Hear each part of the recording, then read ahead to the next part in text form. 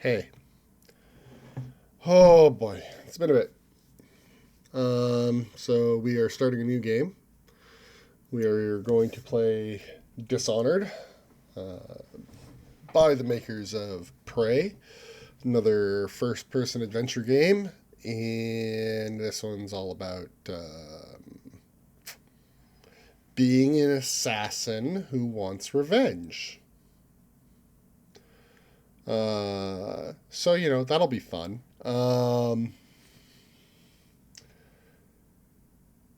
I've played like part of this game before, so I remember the intro and like I think the first mission you can do, but other than that, I don't remember much.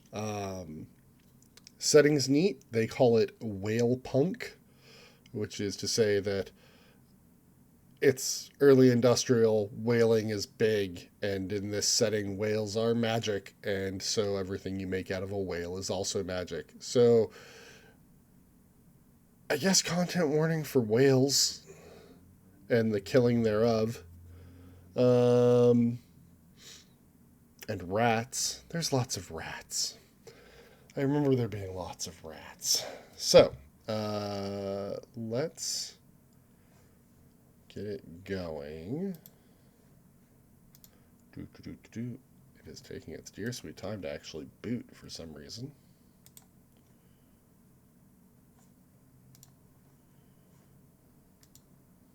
There we go. There we go. All right.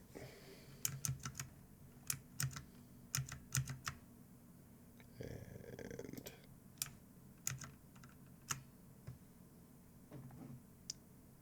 here's hoping.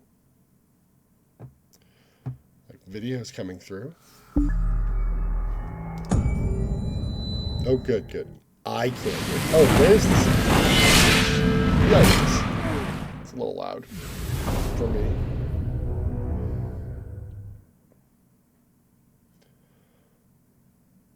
All right.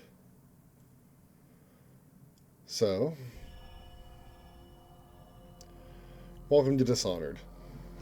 We'll have to see if I need to put my camera in a different place. Hopefully not. Here we go. The boldest measures are the safest. It says so. Let's see. Warning, pestilence. This... Can't read the rest of it. If we hit missions, can we read anything over here? Sign for sale. Report any sickness.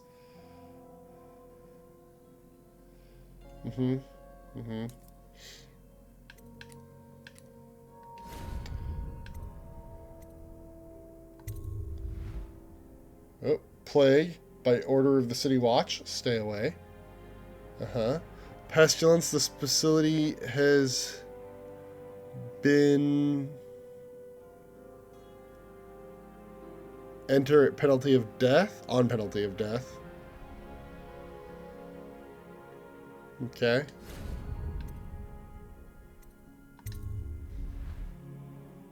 Plague. By order of the city watch. Stay away. Hiding the plague is punishable by death. Report any sickness. Well, this will be fun. By the way, there's a plague. I forgot about that, too. The boldest measures are the safest, though. It says right there on that big sign, so clearly.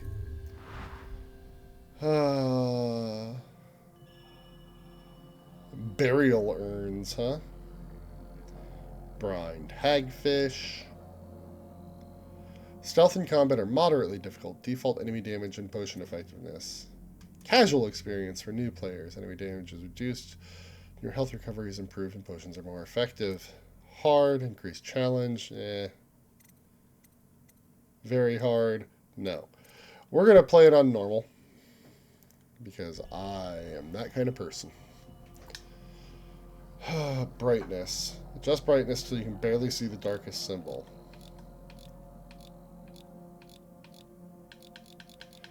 We're gonna just not do that because I like to be able to see my games.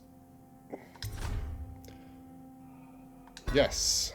Create a new game. Here we go. Dunwall Tower, returning home. You have just returned from a journey of several months, visiting the other nations in the Empire to ask for aid in dealing with the Rat Plague. You must deliver their diplomatic response to the Empress, whom you serve as Lord Protector.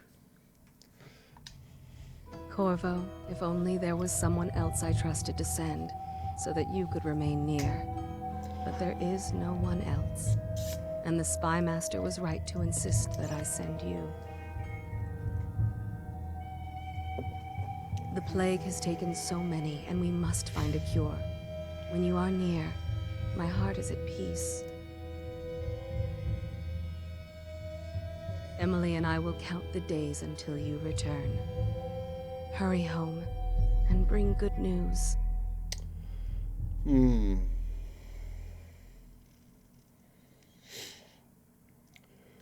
Wrenhaven River. Steady hand. That's it. Watch it. Cast off line. Casting off. We're away. I'm not going to use my mouse to look around. Take us straight to Dunwall Tower. Lord Corvo has news for the Empress, and we've come a long way. A long way to bring bad news. The sailors say there's a curse on us. Black magic. Superstition. For all we know, there's a cure for the plague by now. Maybe. We live in strange times. Sending the Empress's bodyguard away for a couple of months. That's unusual. Well, this was important. We need help with the rat plague.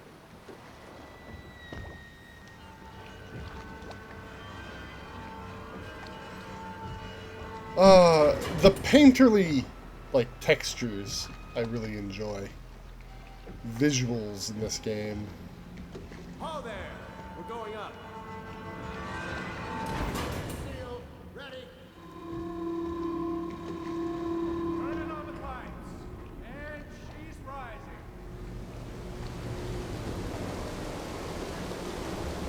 Home at last. An elevator by any other name.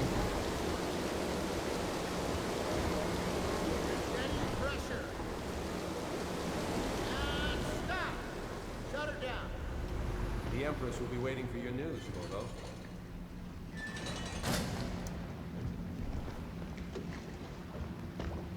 Fair voyage, sir?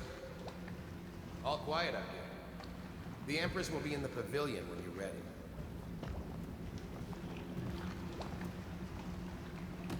That's our jump button.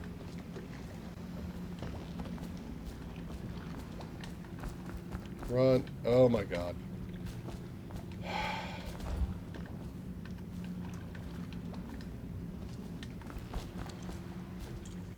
Alright. You're not seeing that, which is thankful.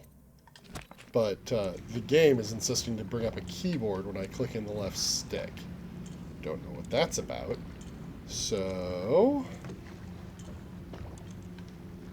Any chance...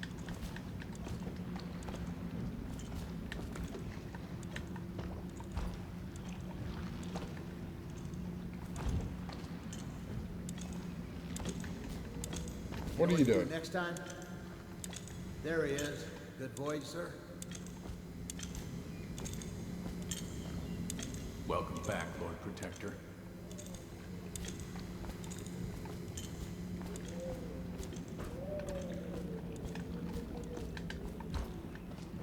I think this is stealth now. I was hitting that button. Fewer ships moving along the river now, with the plague and all.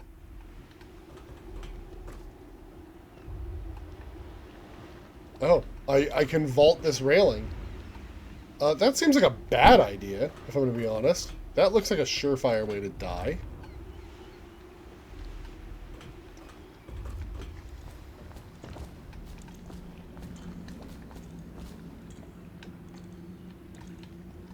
Okay, holding the X button causes a lean.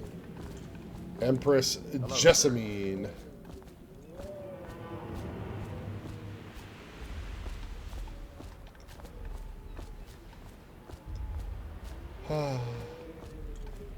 Alright. Nope. Corvo, you're back!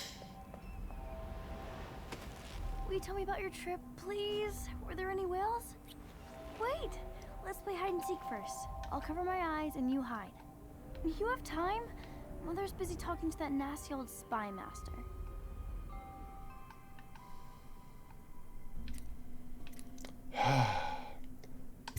Pay attention to the child. Okay, here we go. Let's go! Come on!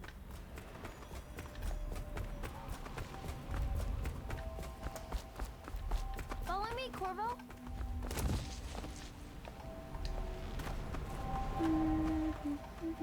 Alright, I gotta see if I can turn that off real quick.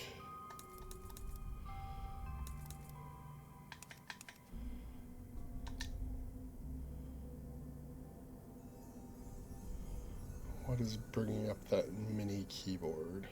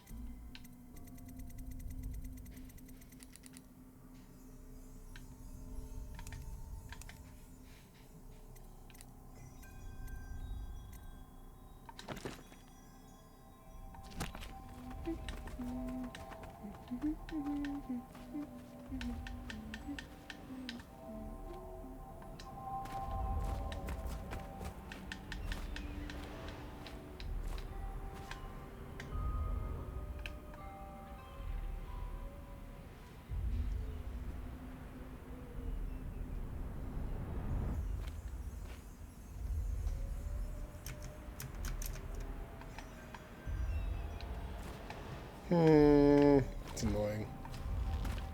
Let's see if you're still good at this. I'll hide my eyes and count, and at the end of the countdown, I'll try and find you.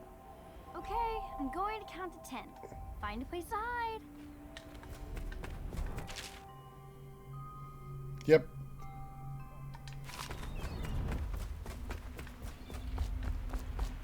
One, two, three, four, five, six, seven, eight, 9,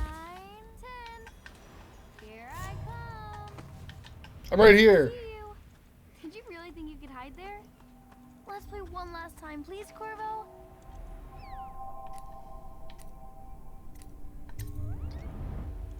Okay, and find a better hiding place this time. I'll count to 10.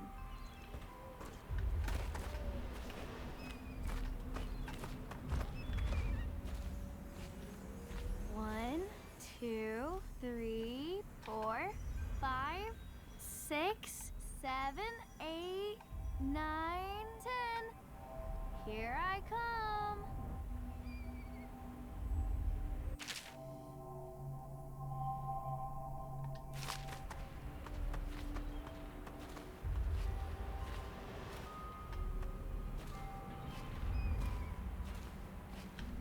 Let's see about here.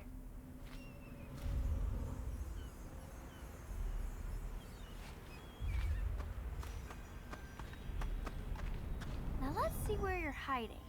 You will never find me, child. I'm right here staring at you.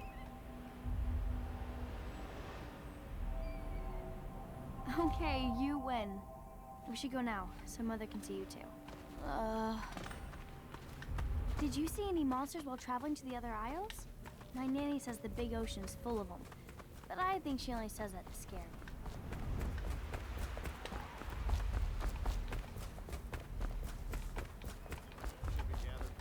Welcome home, Lord Protector. Stop moving, Campbell. And you, Corvo, welcome back. From wherever you've been. They sent him all around the Isles to beg for aid. A waste of time. My elixir will banish the plague from this city. Now keep still a moment, High Overseer Campbell. I'm not so sure that painting looks like Campbell.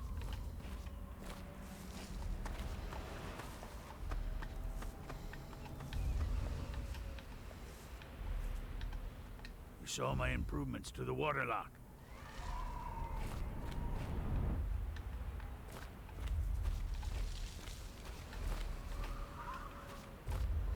It was a fool's errand, Corvo. The plague comes from inside us. We must all strengthen our faith. I oversee. No foreigner can save us from the consequences of a corrupt society.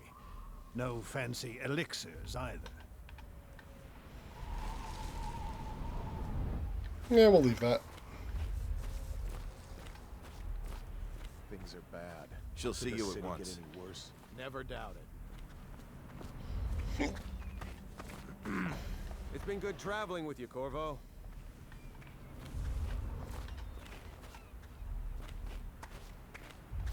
They're sick people, not criminals.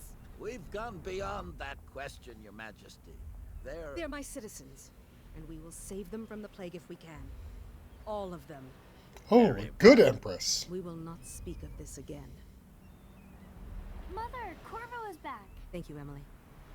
Leave us, please. As you wish, Your Majesty.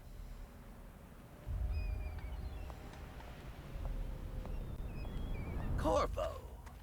2 days early. Full of surprises, as usual. Why does that matter? Follow me, Captain. We should leave them alone. Think you'll get your own squad after what happened last night? Chances are very good. It's a fair wind that brings you home to me. What news have you brought? Not good news.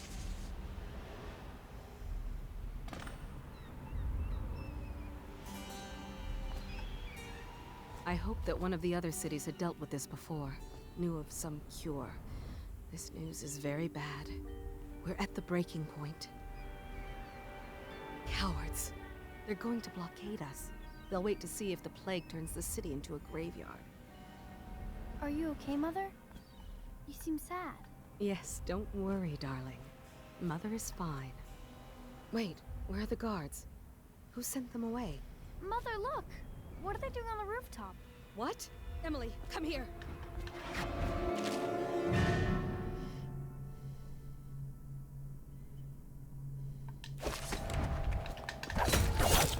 Emily, get behind me!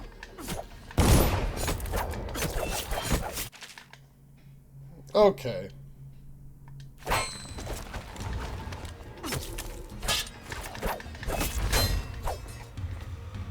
Look out! Another one!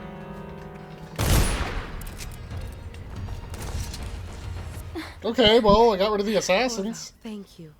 If you hadn't been here... No more! Not again! Mommy! No! Get away from her! Corvo! Mommy!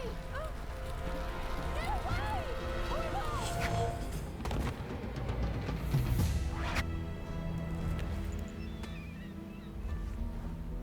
Corvo, it's all coming apart. Find Emily. Protect her. You're the only one who'll know what to do. Won't you? Corvo.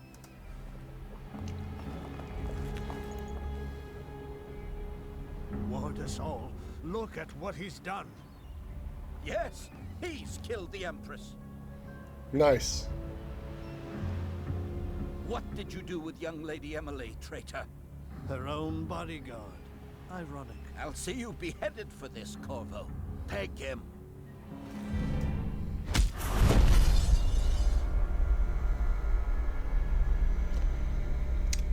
Title drop.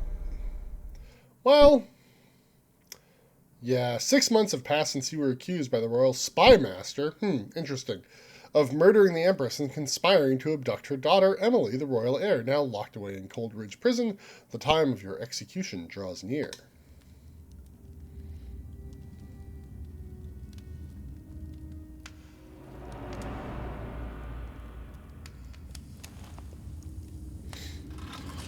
Order shall prevail.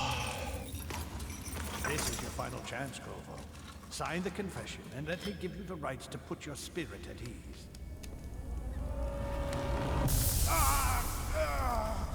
Ow. That's enough for now. Get out. Let's give the man some time to think. Corvo, the Empress is dead. Her daughter Emily is hidden away, and no one will ever know the truth. Yes, unlucky you. Tomorrow you'll be executed, but it's for a good cause. This country needs strong leadership now, someone to guide the weak. And that's where we come in. There was nothing personal in this, even though you almost sank our plans. But it turned out well. You were in the wrong place at the right time, and someone has to take the fall. Goodbye, Corvo. Guards! Take him back to his cell.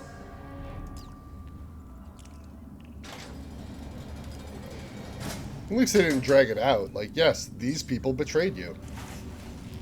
You should eat, Corvo. This meal comes from a friend.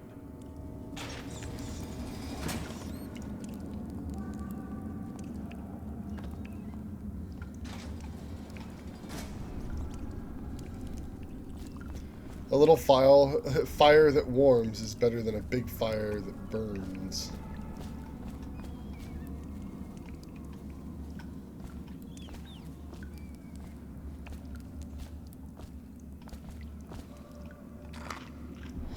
An anonymous message. Corvo, who we are is irrelevant right now. Just know that we have faith in you. Here's the key to your cell. Once you're out, head for the prison's interrogation room, take the explosive there, and plant it on the outer door. When the bomb goes off, run. Make for the river and lose yourself in the sewers. You'll find some useful gear stashed there. One of the prison guards will leave a weapon just outside your cell. And good luck. We need you alive and well for what's to come. A friend.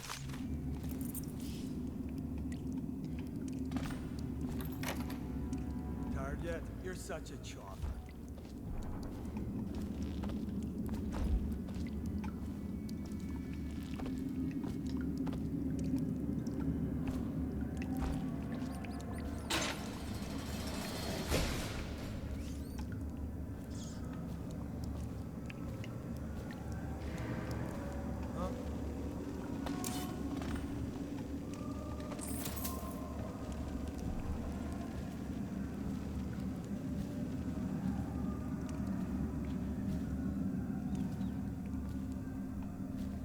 Curse those rich milk bloods for putting me here. You not gonna raise the alarm?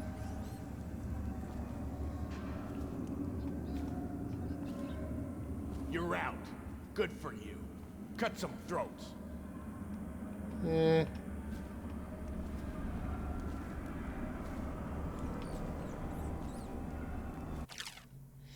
With a sword in hand, assassinate an unaware enemy by pressing and holding. Oh, good.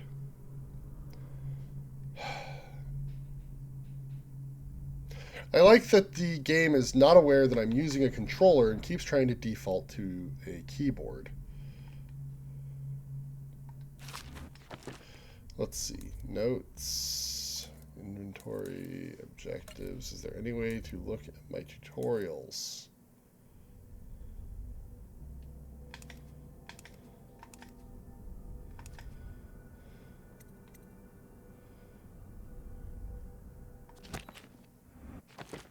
How about here? Tutorials.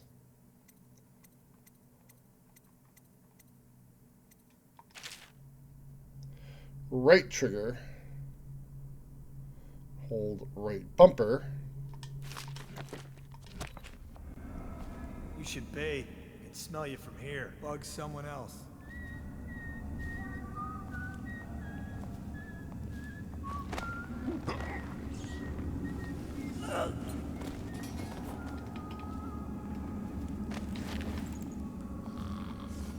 Sleepy time. That bastard. He used to spit in my food.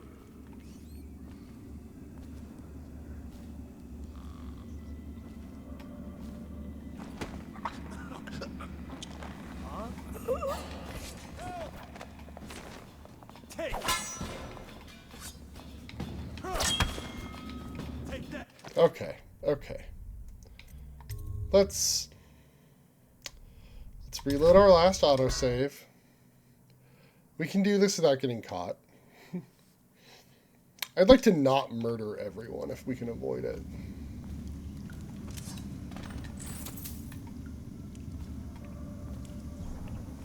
How come so many people are coming to the execution tomorrow? It's on account of Corvo, the one who killed the Empress and abducted her daughter, Emily. So it's an occasion? Right. A social event for the high and mighty. Come see the noble Lord Protector get his head chopped off. They're as bad as us betting on the dogfights. Attention. The solitary wing is off limits to maintenance crews, unless accompanied by an officer of the watch. Escort through the solitary wing must be scheduled in advance, with 1 week's notice. Just take a nap.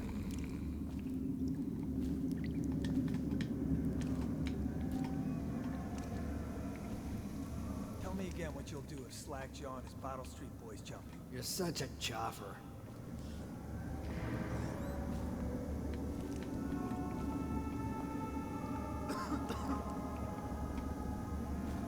You guys don't notice that your buddy's missing? Ah, old stealth. No, no, stupid goddamn Dublin son of... Turn around.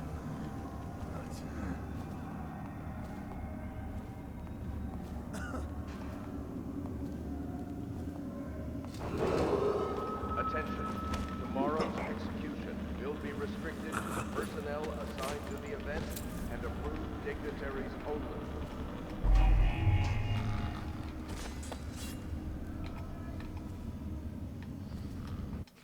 What did I pick up off this guy?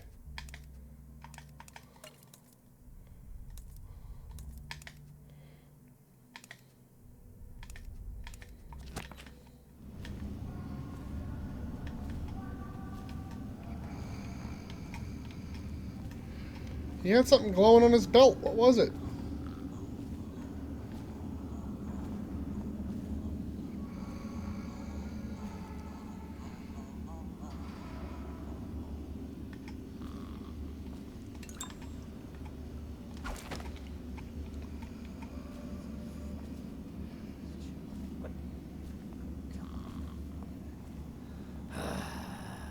Fucking longer do I have my fuck? Now go to sleep.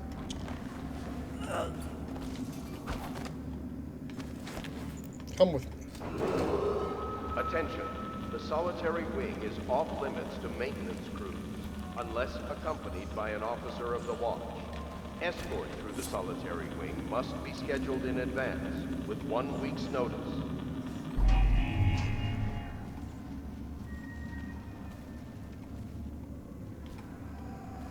Halt. Authorized personnel only.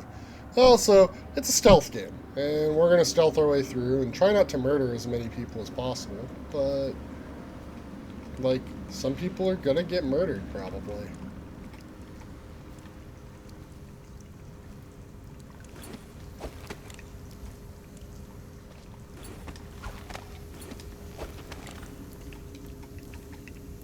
The Hound Pits, Scudder versus Blackie.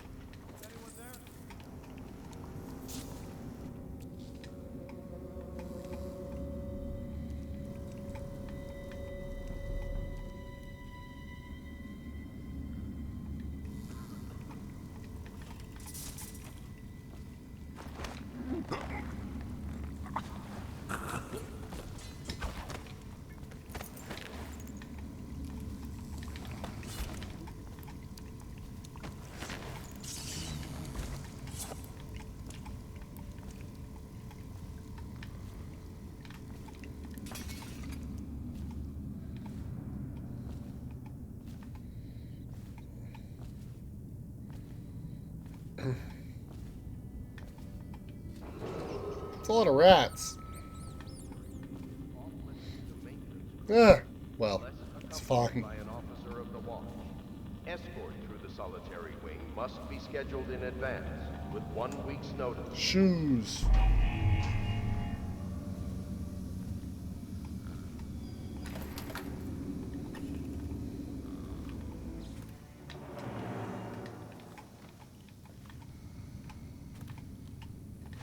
Man, people just leave money laying around.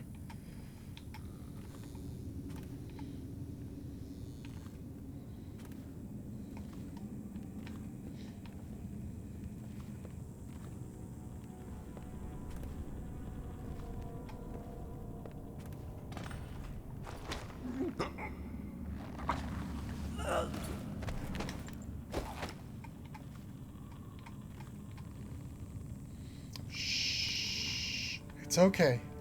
You're just taking a little nap. Attention. Whale oil tax. Just like something that's very important. Assigned to the event and approved dignitaries only.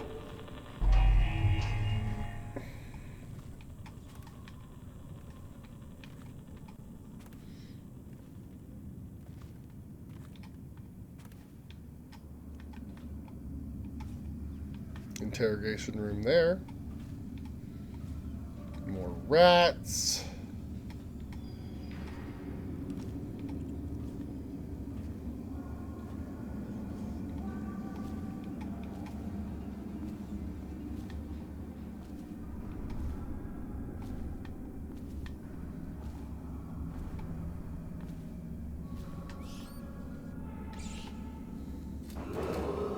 Attention. The solitary wing is off limits to maintenance.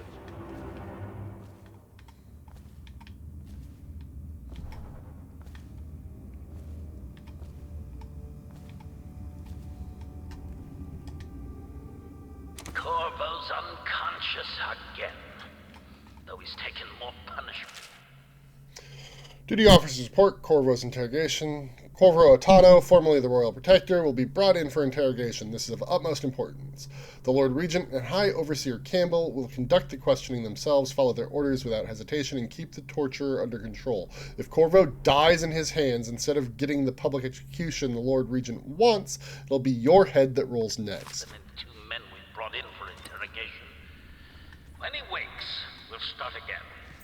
Having him sign the confession for her murder isn't critical, but it might be useful to us later. The assassination of an Empress is not a trivial matter. It sure isn't.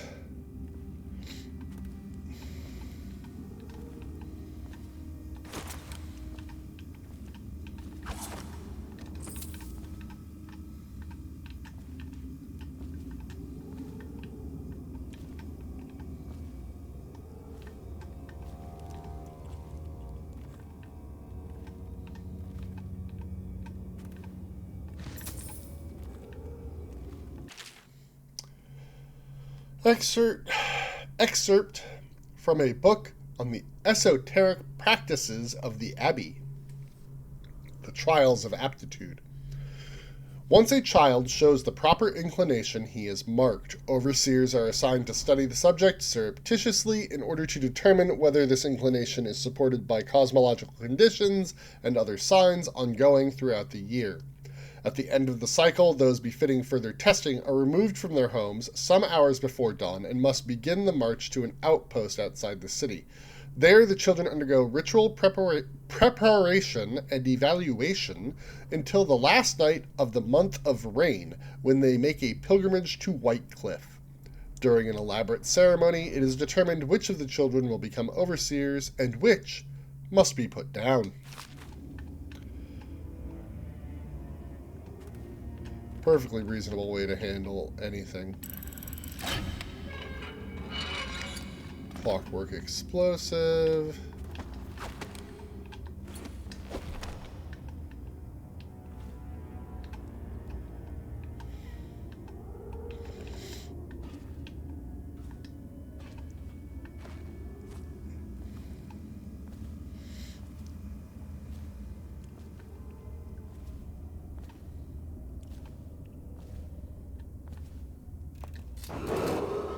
Attention, the solitary wing is unless accompanied by an officer of the watch. Escort through the solitary wing must be scheduled in advance with 1 week's notice.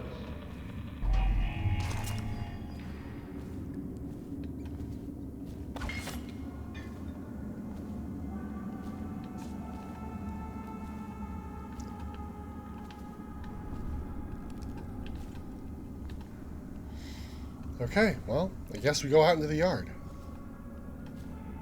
Ackworth, you lazy slug. Did you patrol the yard?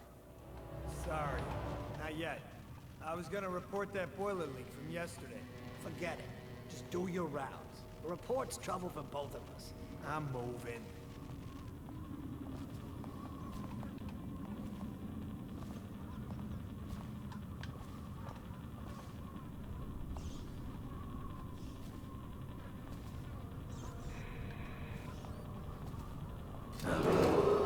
Attention. Tomorrow's execution will be restricted to the personnel assigned to the event and approved dignitaries only.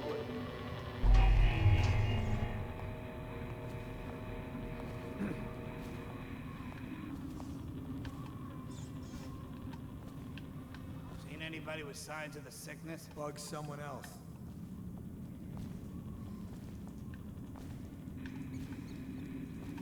Ha! You little bastard.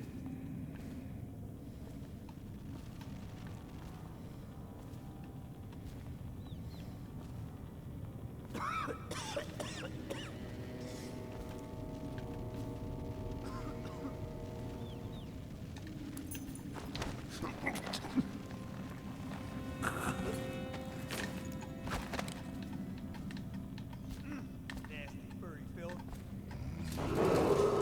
Attention. The solitary wing is off limits to maintenance crews unless accompanied by an officer of the watch. Escort through the solitary wing must be scheduled in advance with 1 week's notice.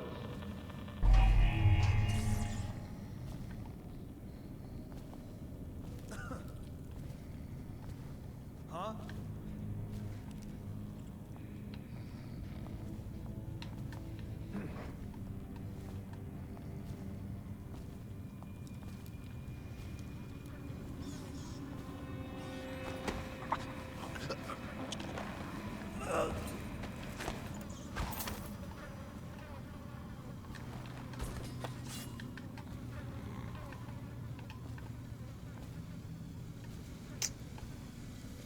Ah.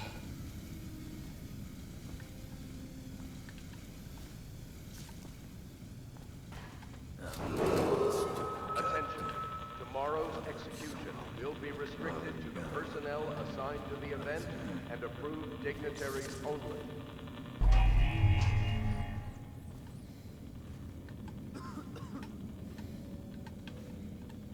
Corvo's execution is tomorrow, right? Yeah, but everything has to be set up today. I can't wait to see his head roll. Not everyone did, but I really like the Empress.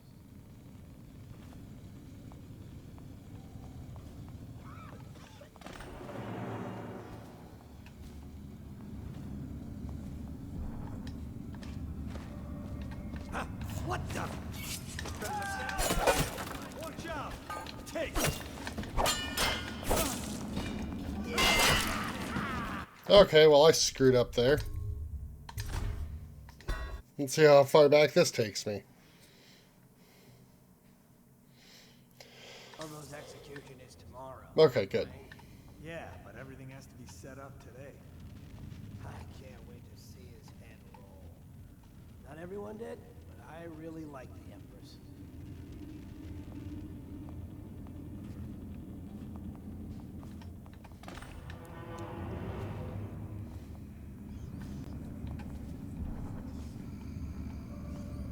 Okay, there's some pipes I might be able to climb over there.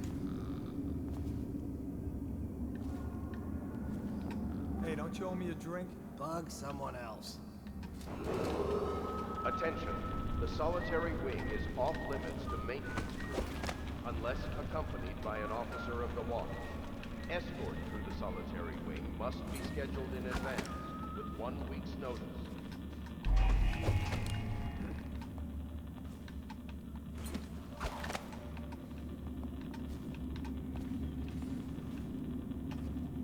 No, stupid goddamn.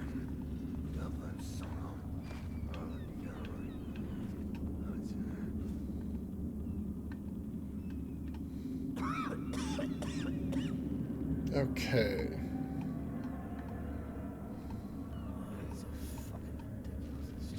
What? Fucking longer do I have my fuck?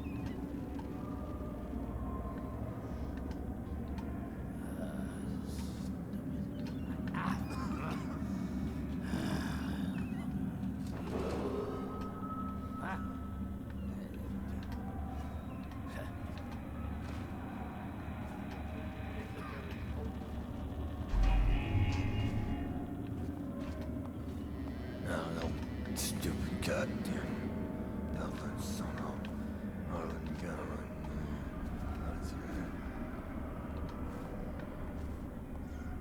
What in the void was that?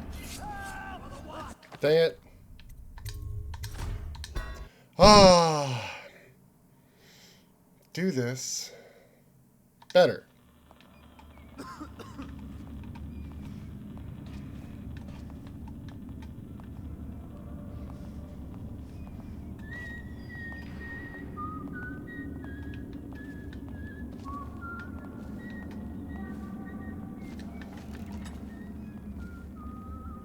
Huh? Come on. That's crap.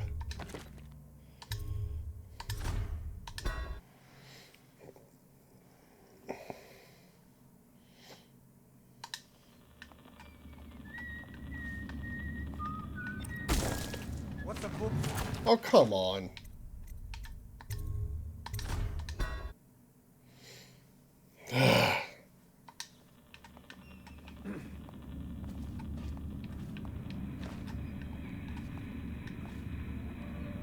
No, stupid goddamn.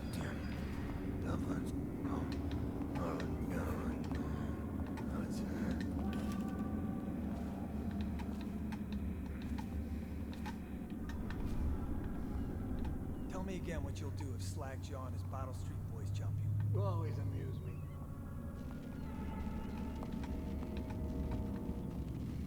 It's just ridiculous. Stupid rats. Plague. Elixir. Bunch of crap. Attention.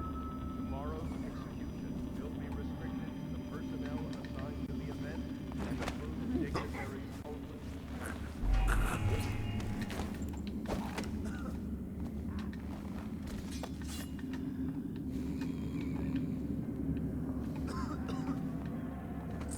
Take those coins.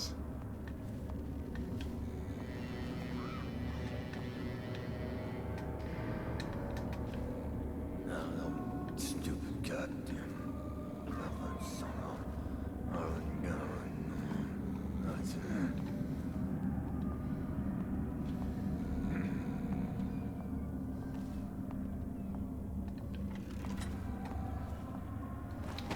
Come with me.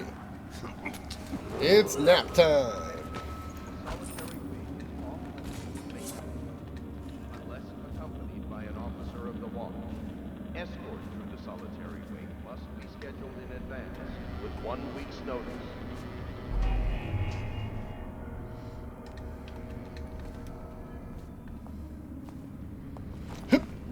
Sleep time.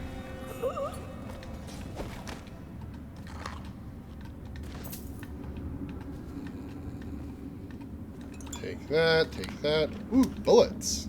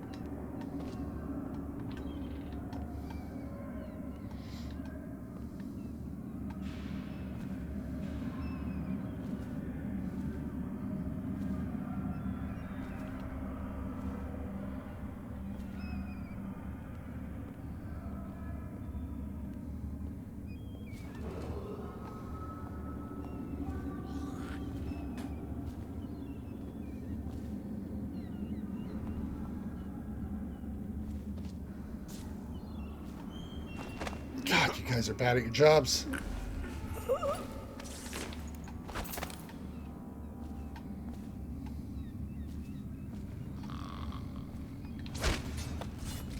Ooh.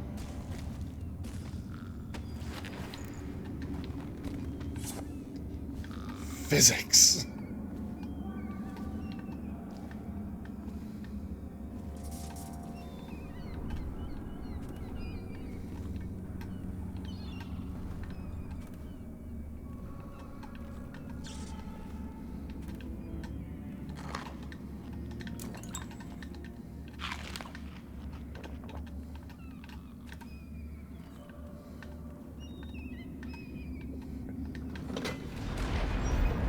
Closes that door. That's fine.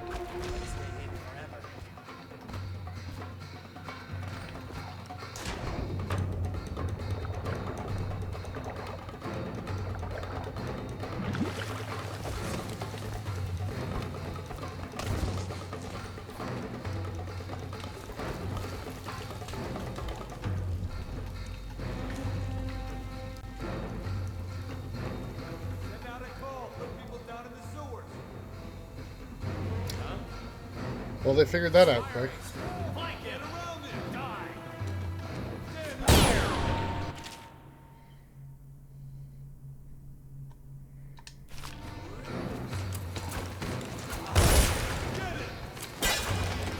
I don't... Okay, hold on. I should be able to do this without killing anybody.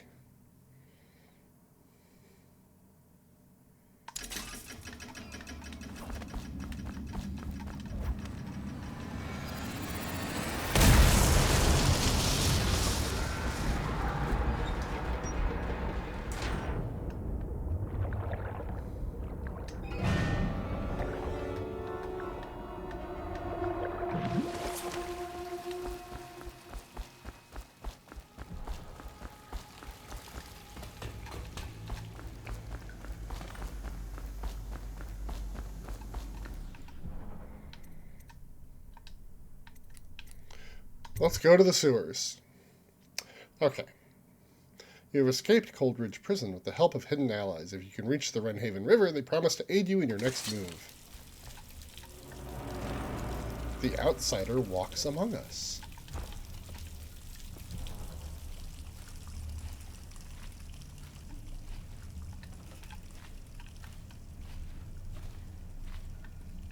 He used some kind of explosive to blast his way out. That doesn't happen by accident. You think he had help? Who'd know how to do that? Bottle Street gang, maybe. Watch for booby traps. Be some down here by the look of it. Good. If we're lucky, one of them will get Corvo. You're afraid of him? He's Sir Conan. It's all merchants and whores.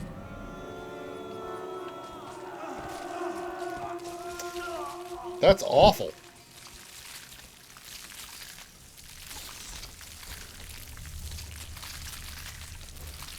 Reduced to naught but bones. Wow, they ate that. They ate their heads already. Dang, skulls and all. Awful.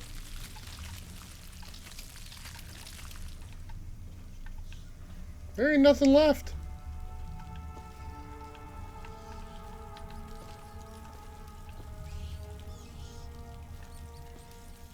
Locked for my safety, I'm assuming. You cannot kill the rat plague. Rats are eating our babies.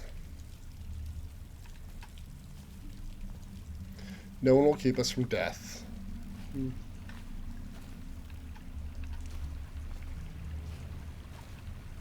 Oh, good. Oh, good.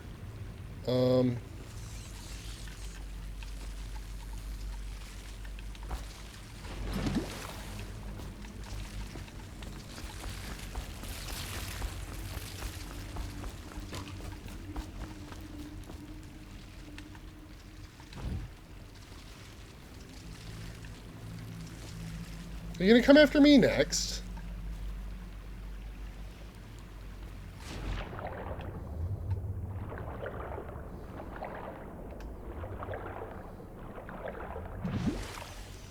Nothing down here in the filth sewer.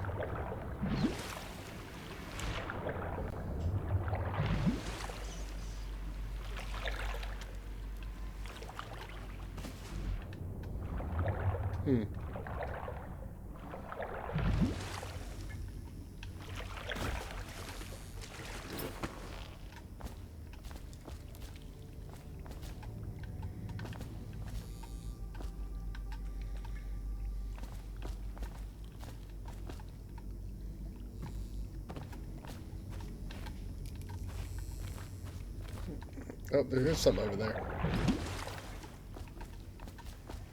What's this?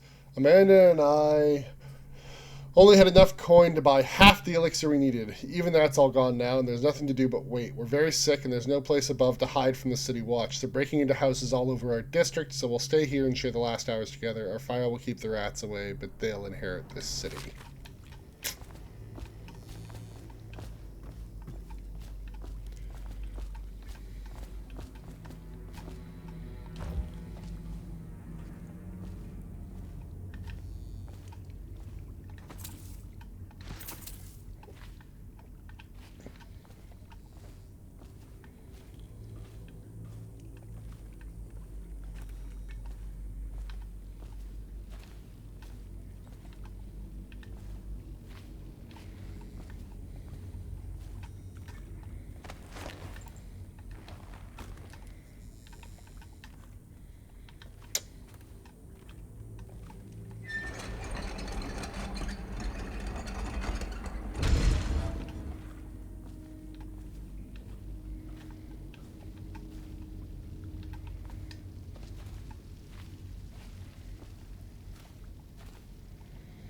Potted whale meat.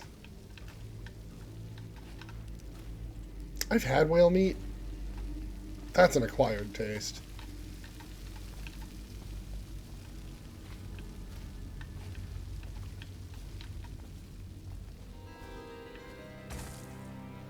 Aren't we supposed to load the bodies in the carts headed to the flooded district? Yeah, but screw that. That's too far. I don't want to catch the plague, do you? No. Doesn't the elixir prevent it? Maybe. Either way, let's just dump them down there. Let the rats eat them. Oh boy. Please get back up. Thank you.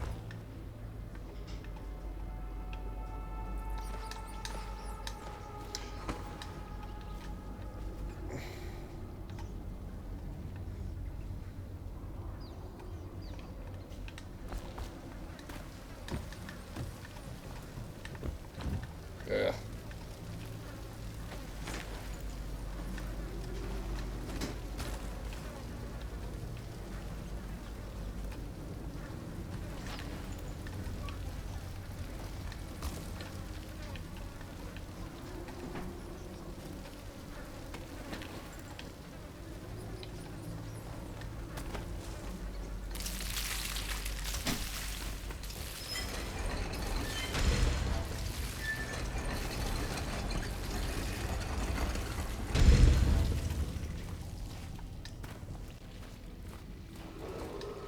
Attention Dunwall citizens.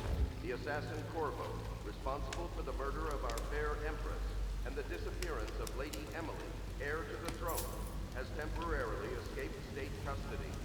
Any evidence as to his whereabouts must be delivered to the City Watch at once.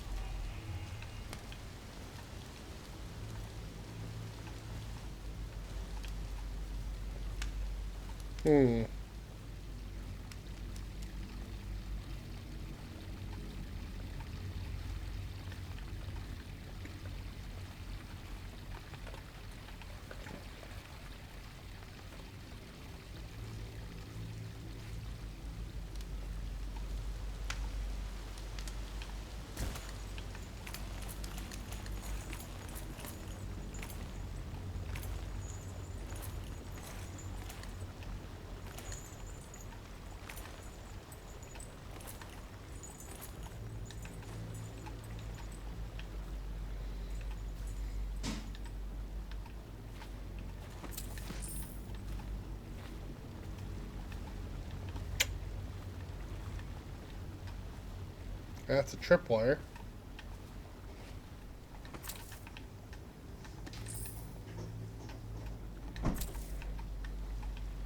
Can I disable a tripwire? No, I can trigger a tripwire. But I could do that slightly more safely.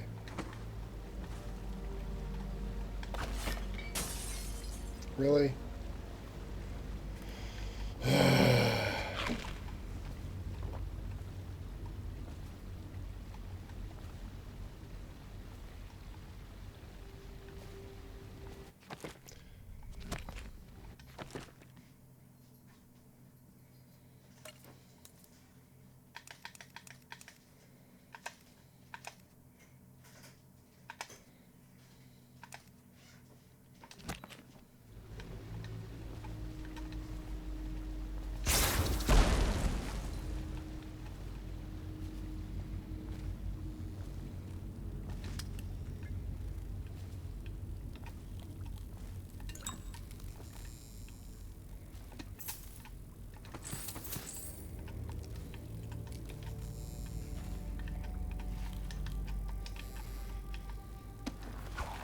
Ah, I could have gone over the top.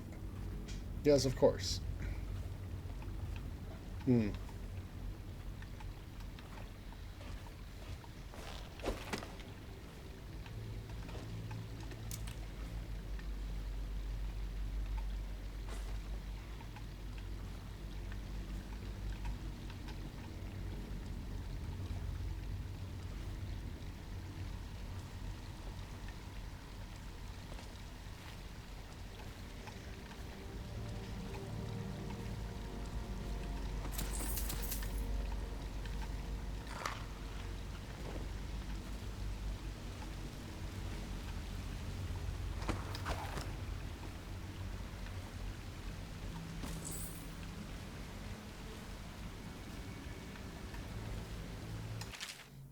Greetings, Corvo, or should I say Lord Protector, as you were known before that title was wrongfully taken from you.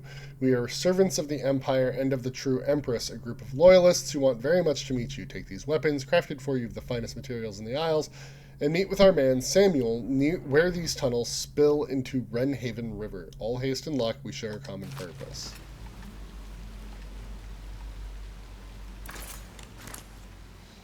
Little crossbow. A fold-up sword.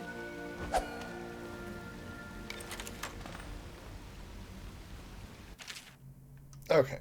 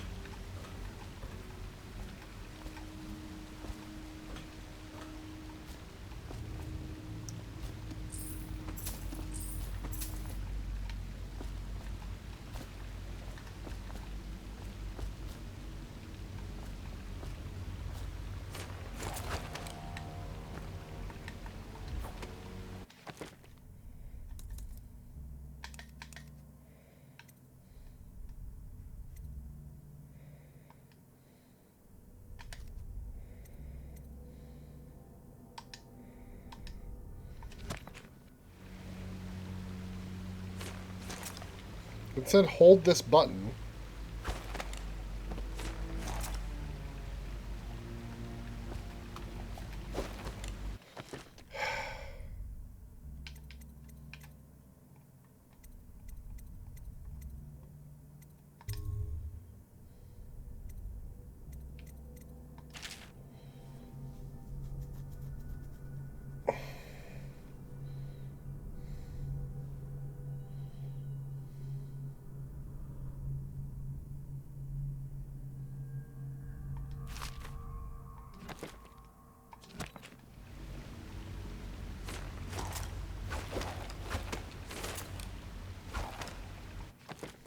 I have a feeling that the game has actually changed the controls or something.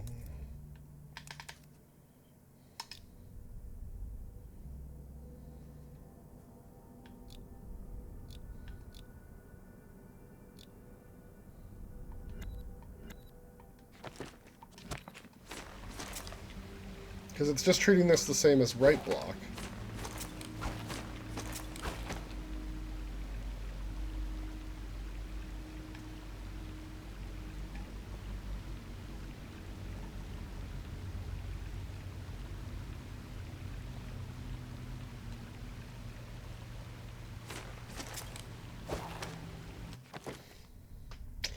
What the heck? I'm going to be very frustrated with this game if the controls are just going to be wrong this entire time. Let's try switch the control to type B.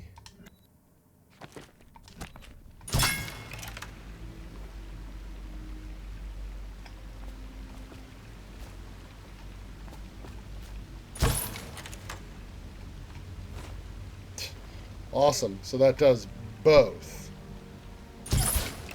block and that, which is not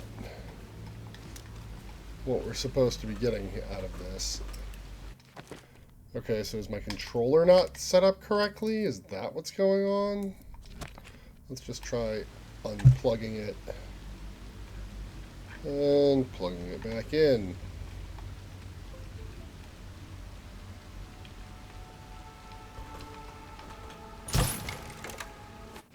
Nope, that's still wrong.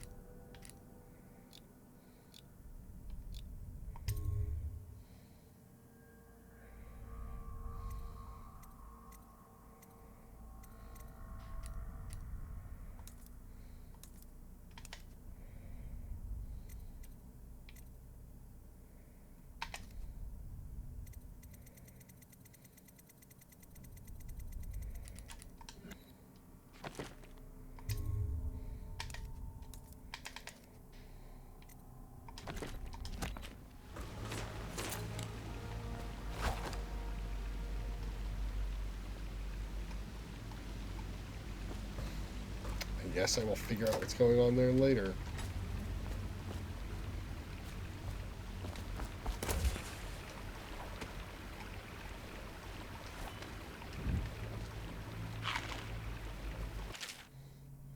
Jelly, if you're too daft to remember, look to your whiskey for the answer. Whiskey, got it? If you want your share, you'll sort it out. I'll come back for it next month.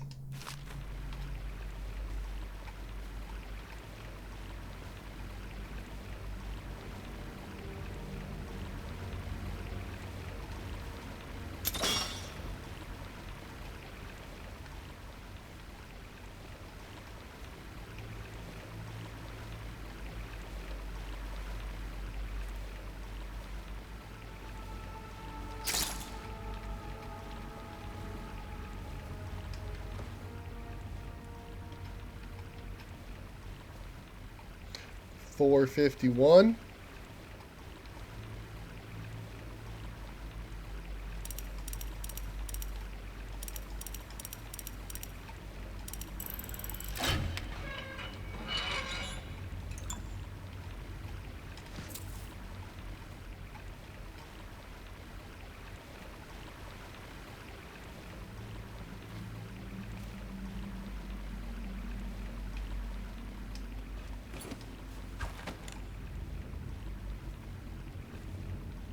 Won't get past me, sir.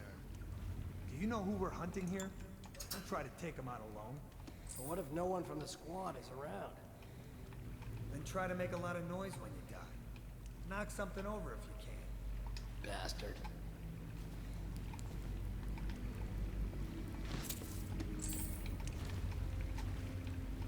Smells like a dead weeper in here.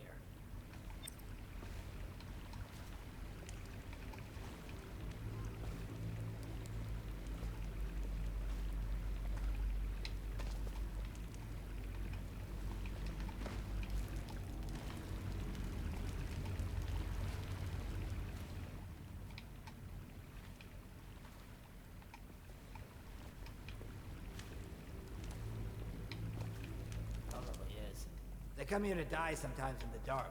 Just slip into the water, don't come out.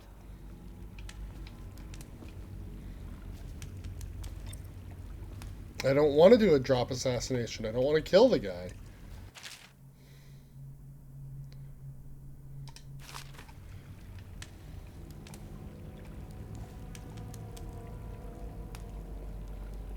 I wonder how deep it is.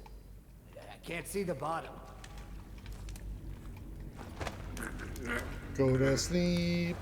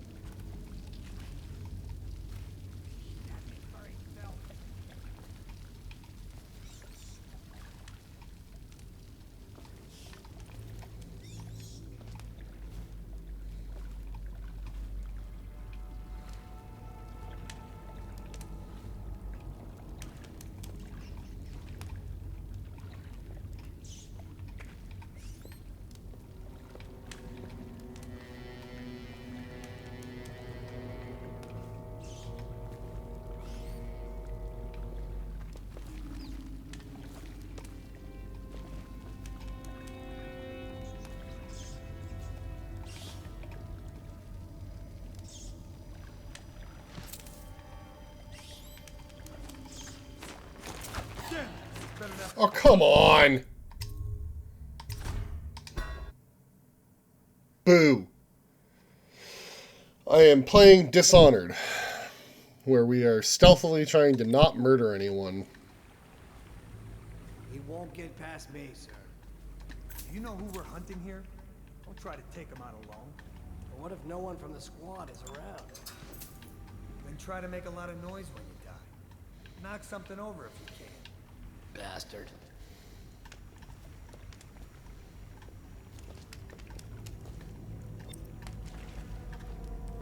Smells like... Just go to sleep. Go to sleep. Don't worry. Hey, I can smell you from here.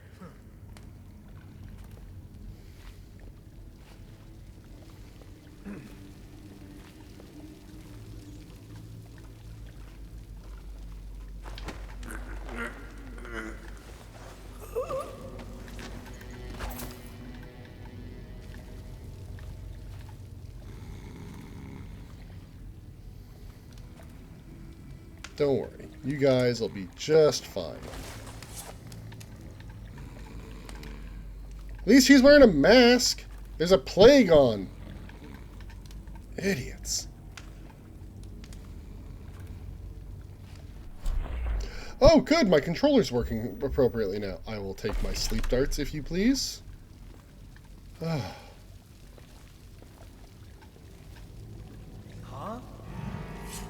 Something? No. You saw nothing.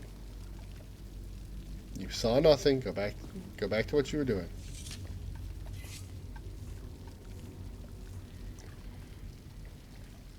Can't stay hidden forever. I sure can. Help me find it. Let's find that son of a hagfish. I'll find you.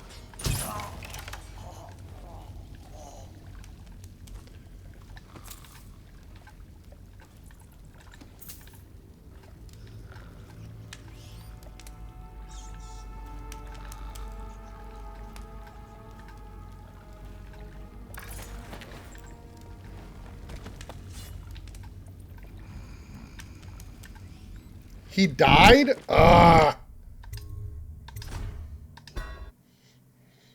I call shenanigans on that. I shot him with a sleep dart. He shouldn't have died.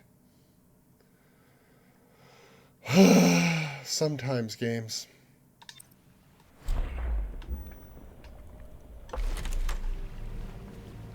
He won't get past me, sir. Do you know who we're hunting here? Don't try to take him out alone. But what if no one from the squad is around? Then try to make a lot of noise when you die. Knock something over if you can. Bastard.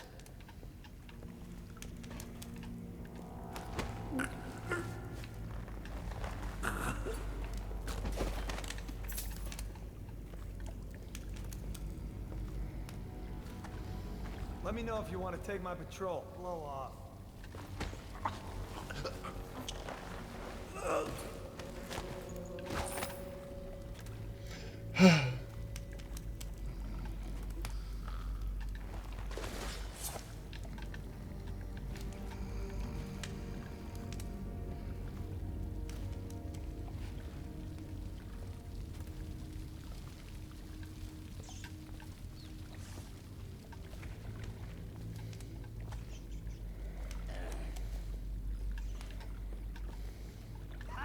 You little bastard.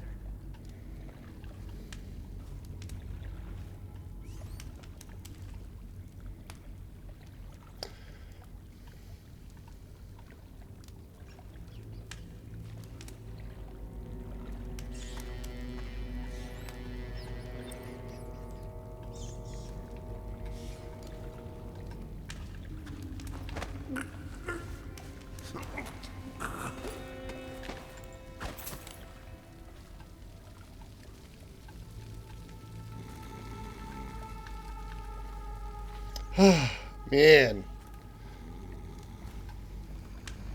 It's a good thing that 6 months of prison and a bunch of torture, Corvo stayed fit enough to carry fully grown men multiple times in a single escape from prison attempt.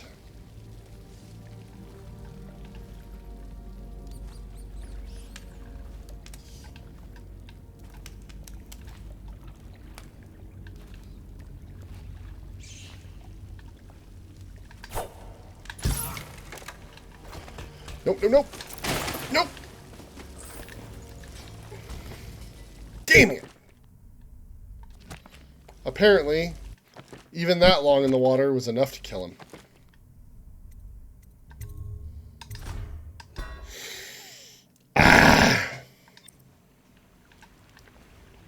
He won't get past me, sir.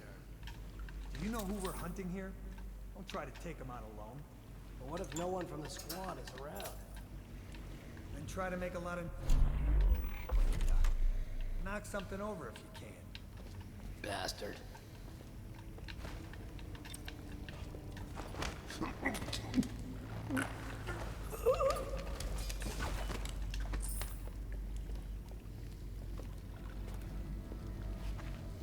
Hey, can I bite?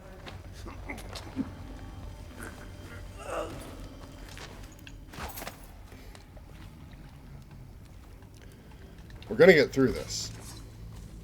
Or I'm gonna get frustrated and then we're just gonna go full out, I don't care, get out of my way or you die.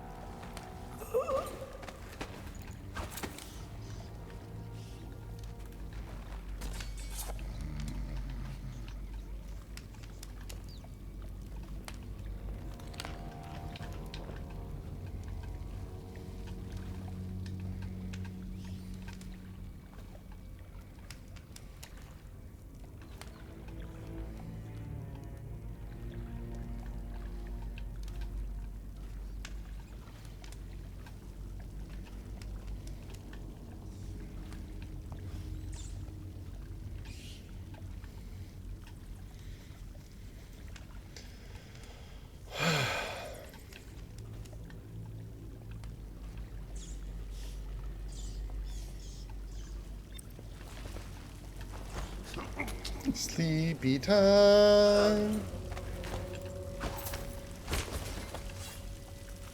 Perfect. Flawless victory. Hello, rats.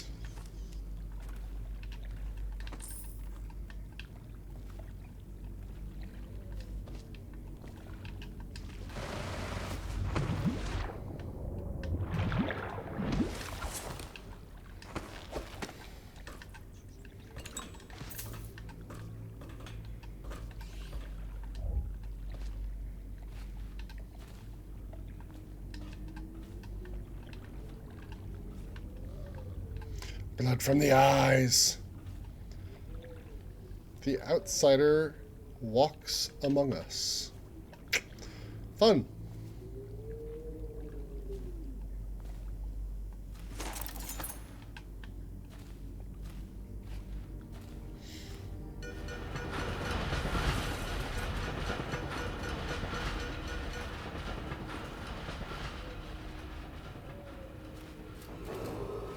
Attention Dunwall citizens. The assassin Corvo, responsible for the murder of our fair Empress and the disappearance of Lady Emily, heir to the throne, has temporarily escaped state custody. Any evidence as to his whereabouts must be delivered to the City Watch at once.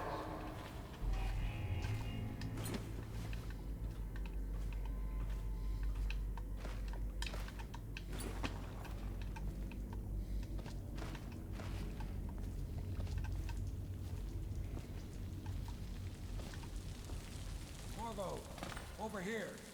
Quickly, I'm a friend. I'm Samuel, and I work for some good people who want very much to meet you. Sounds good. Let's get out of You here. said you'd come out here. I could still hardly believe it. I'll take you to meet them. Just down the river from here.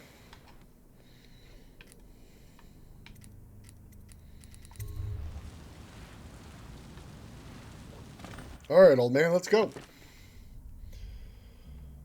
Nobody killed. And I was never detected.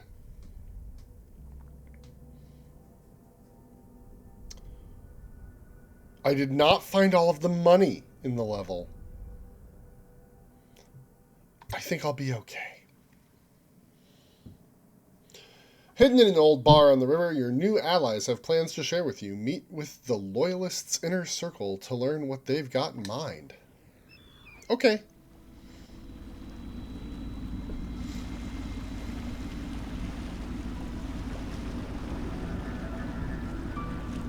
This is the Hound Pit's pub. Closed for business. Half the district marked off as dead from the plague. We're right under the Lord Regent's nose, and he don't know a thing.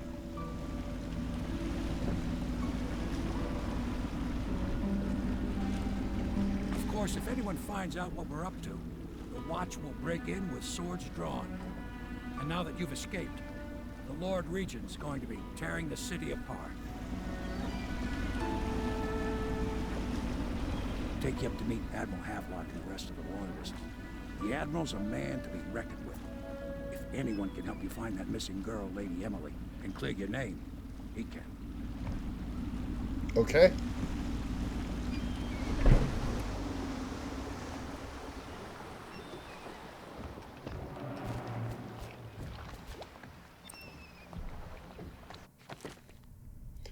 Samuel the Boatman has smuggled you across the river from Coldridge Prison. He works for an underground movement opposed to the illegal reign of the Lord Regent and has brought you to meet members of the organization.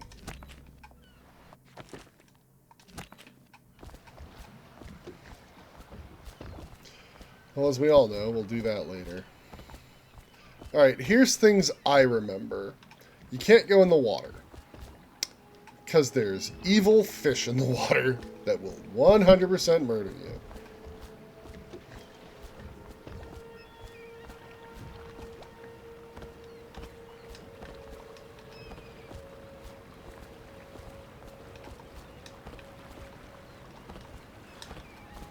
This is just... yeah, there we go. Nope, there we go.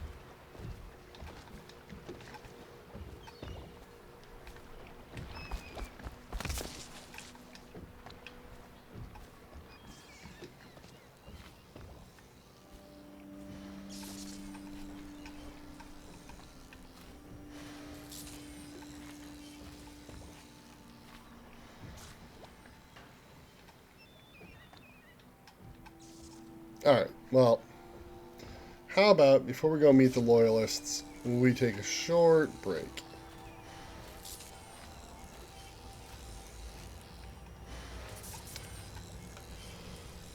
So, hot minute. I expect they're hard at work in there.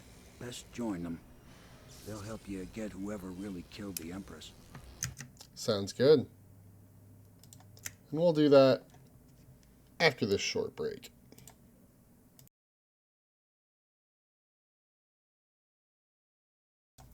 Okay, so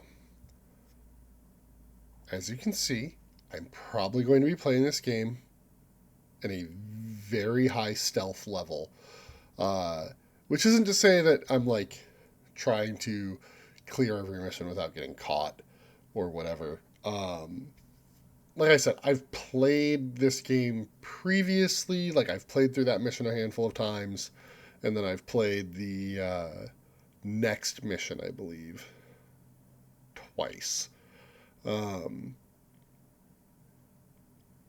And I did it the two different ways, where I tried doing it very stealthily, and then I was like, guns a-blazing? In general, I prefer not to kill people. Let's go back to the game.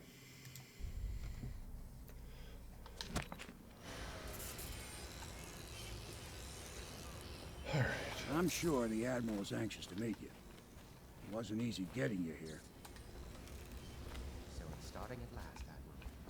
We found our man. Even after 6 months in Coldridge Prison. We can continue this later, Lord Pendleton. The man of the hour is here. Corvo, I'm Admiral Havelock. A true servant of the Empire, like you. Until the Lord Regent purged those of us who wouldn't recognize his claim on the throne. And I'm Lord Trevor Pendleton. I represent the nobility in our little group. But we all act as equals here at the Hound Pits pub. This is a momentous occasion, Corvo. I'm going to come out with it. We've been building a coalition of loyalists, aimed at ending the Lord Regent's tyranny and restoring the throne. At risk of execution, we're committed to finding young Lady Emily and seeing her crowned as Empress. We've got big plans, but we can't do any of it without you. We need your skills, your ability in a fight, and in helping us, we're going to help you destroy the men who murdered the Empress. Sorry, you must be exhausted. We can discuss this further after you've recovered. But before you retire, you should introduce yourself to Piero. He's challenging at times, but his industrious mind buys him that right. Yes, Piero's as much an artist as a technician. He's going to be crafting the gear you'll need.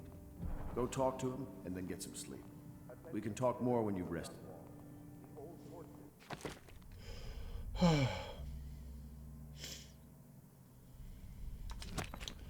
Alright, so we know where Piero is. He's over there. The Lord Regent has decreed that plague ordinances will remain in effect through the month of rain. Stay alert and stay loyal. Tampering with security devices is punishable by death. Anything in the trash? No? Then who cares?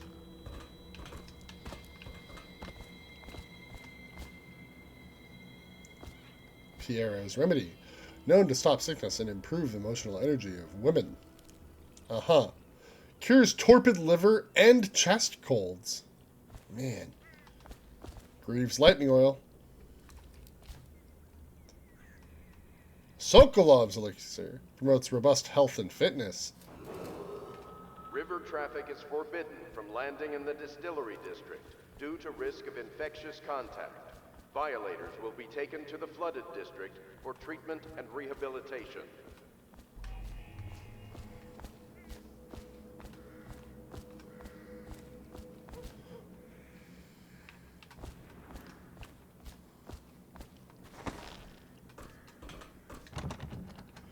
Oh, there's an apartment key I need. Interesting, interesting. Well, there's money to be had in there.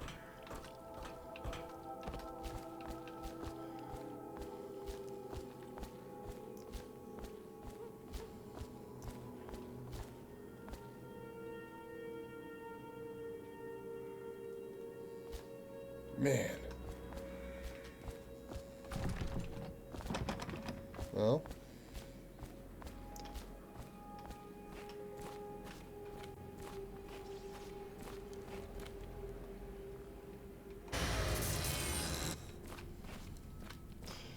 Okay, well, let's go see Piero.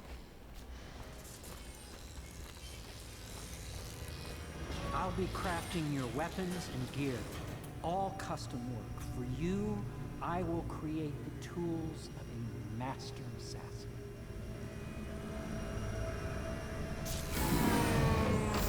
No! This cannot happen now the tank of whale oil is running. Will you get a new tank from upstairs, please, while I hold this in place? Be careful. Oil's unstable. When it explodes, there's a terrible mess.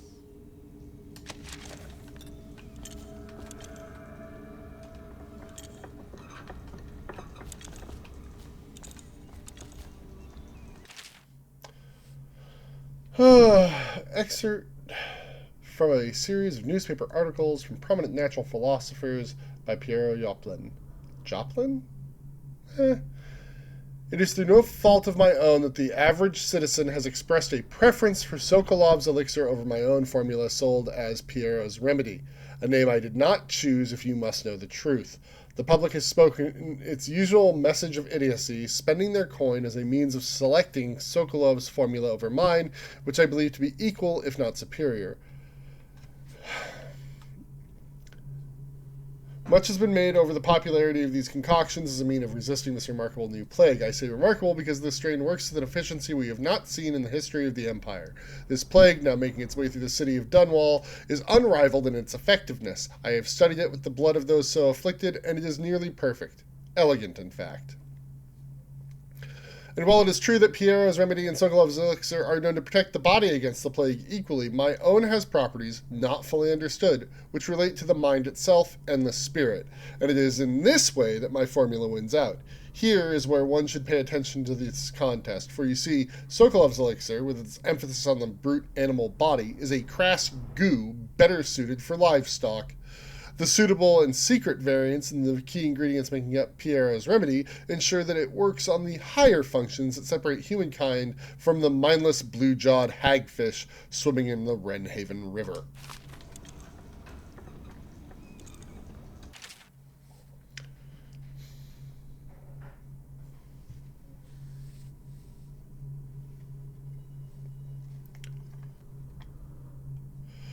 Piero, no, I will not sign off on these purchases. A bag of powdered crystal, Tyvian ore. What's wrong with the metals in crystal? King Sparrow feathers. If you need feathers, sacrifice your own pillow. Maybe at the Academy everything you needed was paid for by tariff and handed out willy-nilly, but this is my bar, or what's left of it, and we're operating on a budget. We're running low on oil, food, elixir, building materials, and everything else, so you've got to slow down. While I'm footing the bill, I will not approve your purchases unless they're absolutely required. No more copper wire or special herbs. If you need those things, go out and scavenge them. Half the city is in ruins, so no one will notice. Well, no one is going to miss any of the odd crap you seem to need. Admiral Havelock.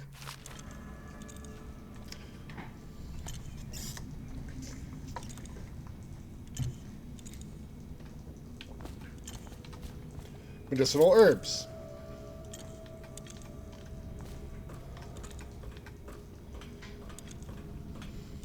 Aha.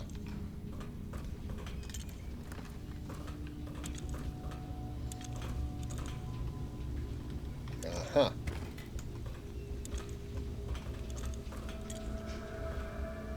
Failed experiments. Excerpt from a series of lectures on natural philosophy by Piero Joplin. Of course I have attempted to improve upon Sokolov's designs. Of course, and why not? After all, it is likely that his thinking was influenced in some small way by our time together at the Academy. We are all part of a community, striving to unknot the mysteries of the cosmos. Even those among us who possess the greatest minds are often led to a fruitful line of consideration by, how does one say it, our intellectual subordinates. Sokolov is no exception to this, despite the glamour of genius he has cast over the aristocracy. And further, it is true that many of my experiments have failed. No need to gossip about it behind my back in your social clubs and in the very chambers of the Academy itself. Great ambition requires risk. You may laugh now at my door to nowhere, but someday you will not. Your children will likely see it as commonly as you see the electric lamps lighting our streets at night. But a few short years ago, you would have laughed at Sokolov's arc pylon or wall of light. Your laughter, your condescending smiles, they are nothing but evidence of your own limited imagination. New City Watch Procedures. Commissioned by the Lord Regent in the face of the growing plague crisis, the dead counter is a position that will only be given to officers, usually of junior or middle grades. In most matters of edict or curfew enforcement, these officers will defer to the acting officer on duty. However, any dead counter will have command in situations related to the plague and the handling of the dead, including those with late-stage plague symptoms, called weepers in common parlance. Starting in the month of rain, interested officers may apply for the test and, if accepted, for the 2-week training tour. Pay will be administered in coin and rations of elixir at 1 1/2 normal pay grade.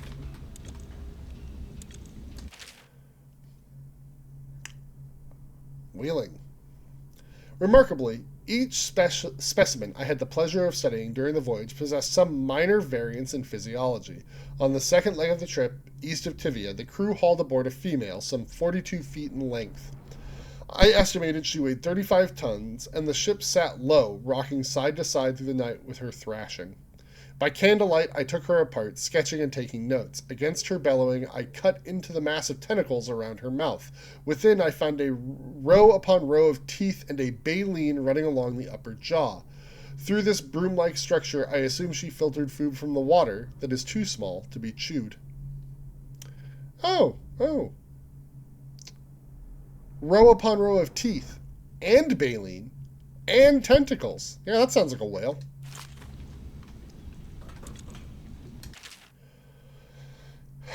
Out at sea, they secure the beasts with hooks, with lines cast from the main ship and from several smaller boats. Buoys keep the whale from diving deep. Once it's caught, a larger hook is driven through the tail, which is used to hoist the creature up through the chute. They moan and bellow for some time as the men get them onto the deck, and then lift them into the scaffolding overhead. The ship adjusts its prow and returns to port in Dunwall, where the crew works on the great creature, slicing off the fattiest parts while it still lives. Hey, everybody, just a quick reminder, whaling is awful!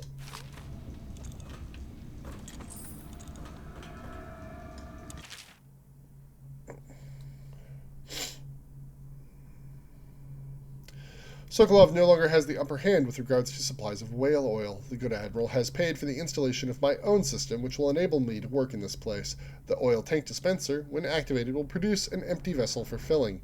When the empty tank is held near the oil tank refill pump, the magnetic attractor should take the tank and lock it in the correct configuration. Using the lever will begin the refilling process. Once refilling is completed, the tank can be removed and placed in service. Extreme caution must be used in handling the full tanks. They are unstable. The system is sound and well engineered. It appears that the Greaves Oil Company has done something correctly, for once.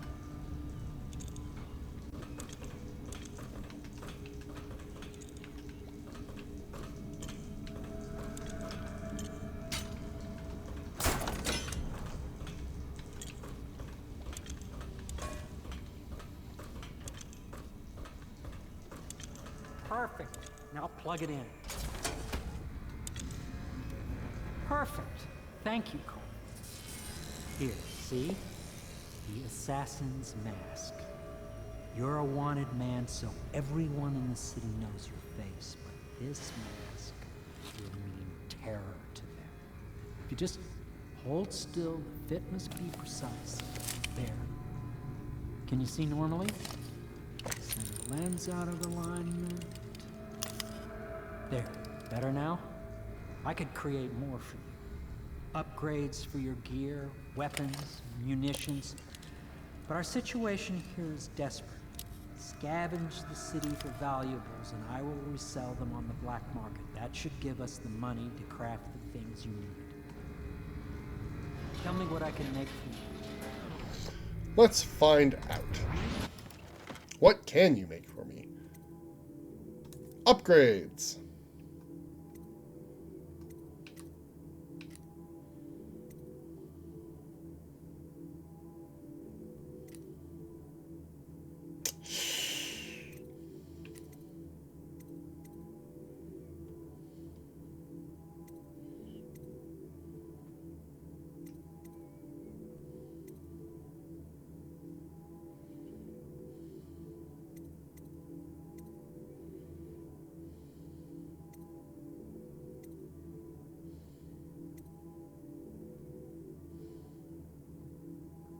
Ooh.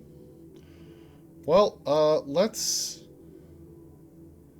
increase our crossbow's accuracy. And then let's buy more sleep darts. Bolts. Whatever.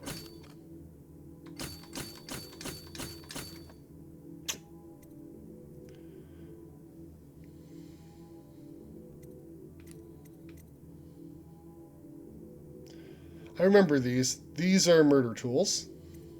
Also murder tools. Also murder tools. Murder tool. Rewires security stuff, turning them into murder tools.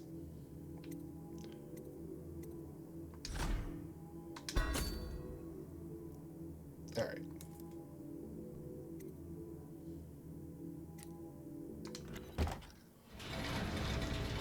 You must be exhausted. I advise that you get some sleep. Your life will get even more difficult soon. You should rest while you can. Very well. You know best. Let me know if you need anything more.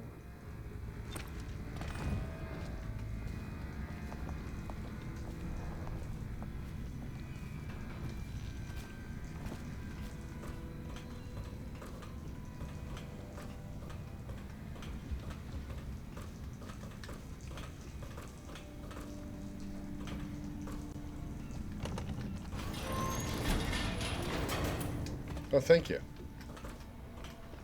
Didn't even know I wanted that. My break with the Academy was explosive, for lack of a better word. I had to rebuild from scratch, but so much the better. I was sick of using tools made by lesser. Oh, there was an audiograph that I didn't listen to. The Academy teaches that absurd idea that the energy in whale oil arises from the need to maintain life functions at extreme ocean depths. The pressure and the cold are too much to endure without it. I speculate that a human being might, by a process of adaptation, produce high-energy humors in the body. I could build a tank that would slowly increase pressure on a subject over a long period of time, and then observe them for years if need be, to see if the formulation of energetic substances develop. Surely the Empress would be able to furnish me with facilities, subject and the necessary legal amnesty. Oh boy. You must have known Sokolov at court. Clever, yes, but fundamentally a second-rate.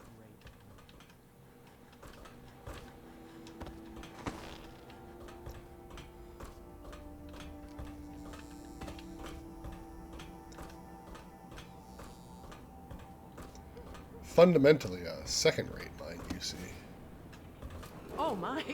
You Do not startled me. attempt to house or care You for could a only friend be or Corvo. family member who I shows suppose signs you're of blood practicing on for their your face and chest well, area. your job. The only way You're to much help younger them than I is to expected. bring them to the city watch. Do make They will yourself be at taken home. to the flooded district Terrible for you got treatment. blamed for the death of the Empress. Rest her spirit.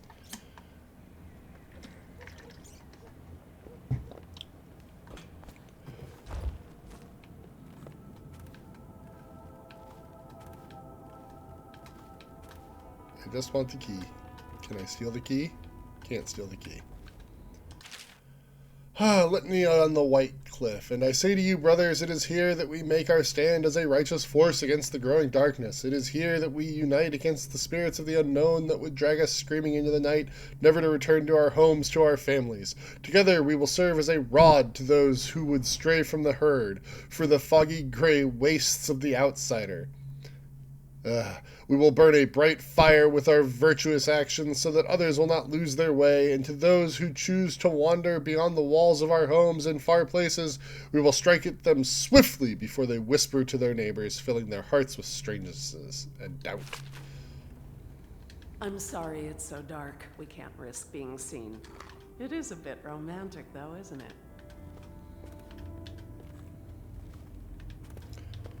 I mean, I suppose that's one way to look at it.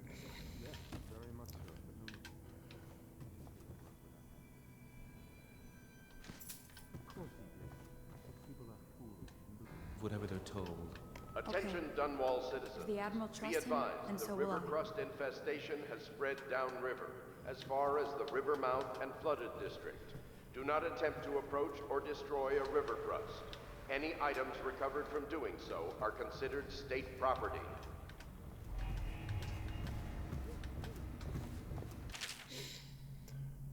Oh boy. What will we do with the drunken whaler? Early in the morning. Feed him to the hungry rats for dinner. Early in the morning. Way, hey, and up she rises. Slice his throat with a rusty cleaver. Stuff him in a sack and throw him over. Way, hey, and up she rises. Oh boy.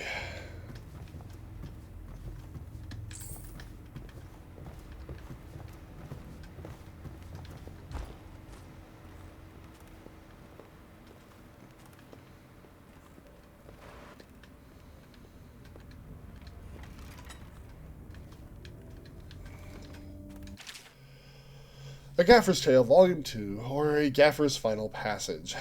Oh boy. I don't know that I'm going to read all these. There's a lot of reading.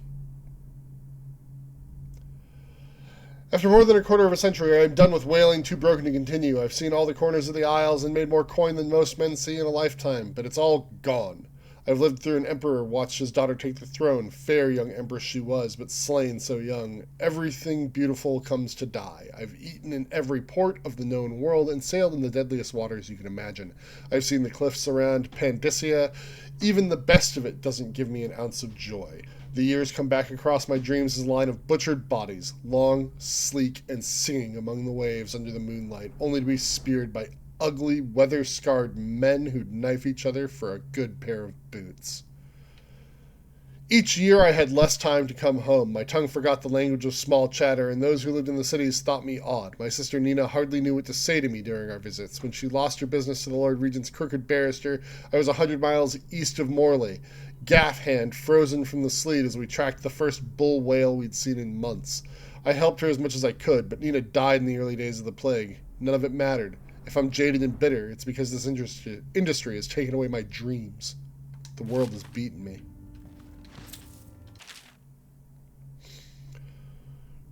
Finding my way by the feeble light of the dying fire, I saw her working. A large needle moved in her hand, following precise esoteric patterns, knots and loops of seamstress craft from ancient days. Beneath her needle, his body clenched and shuddered, shaking the wooden table. A morbid fascination pushed me closer until she turned her blank face toward me, resting the needle in his flesh. With a refined tone, she addressed me. So you are the lover, I presume. You too have been unfaithful, and now it is your turn to be mended.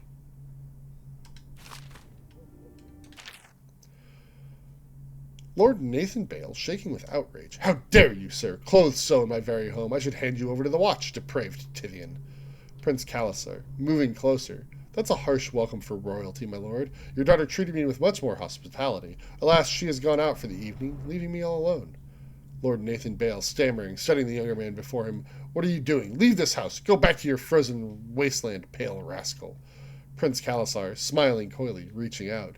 No need for anger between us, Lord Bale. Is it so wrong for me to be here? As I've proven, I've developed an affinity for you and your family. Lord Nathan Bale, gasping. Oh my, Calasar, your skin is so warm, it burns.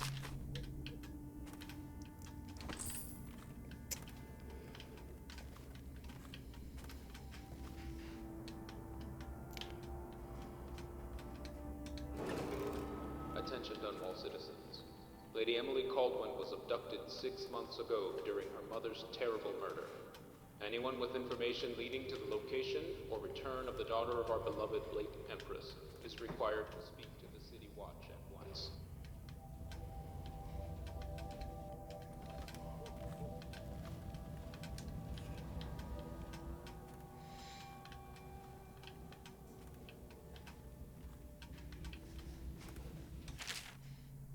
I've already read that one.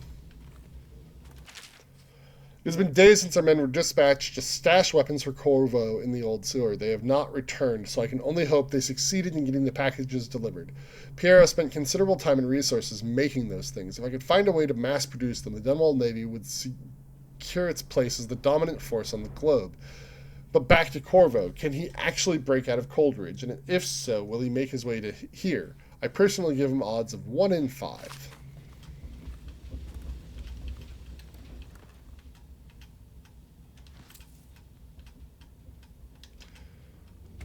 Oh, Gaffer's Tale Volume 1.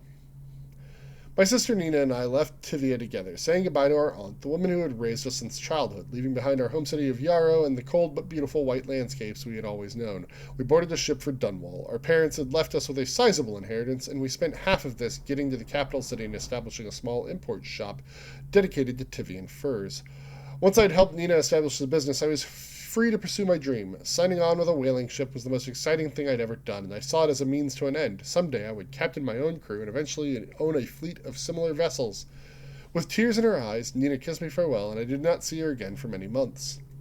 As an apprentice to the gaffer, I got to see the tracking and killing of the great beasts up close. Nothing had ever fired my spirit so as the wind and pounding waves, racing after a wounded whale, being pulled by a skein of cables embedded in its thick flesh. I changed more in those first 7 months than I had in my previous 7 years. Whaling was beginning to put its mark on me, so that Nina barely recognized me when I returned, tanned and sinewy with muscle, weather creases already wrinkling the corner of my eyes. But she could see that I was filled with joy, having found my purpose.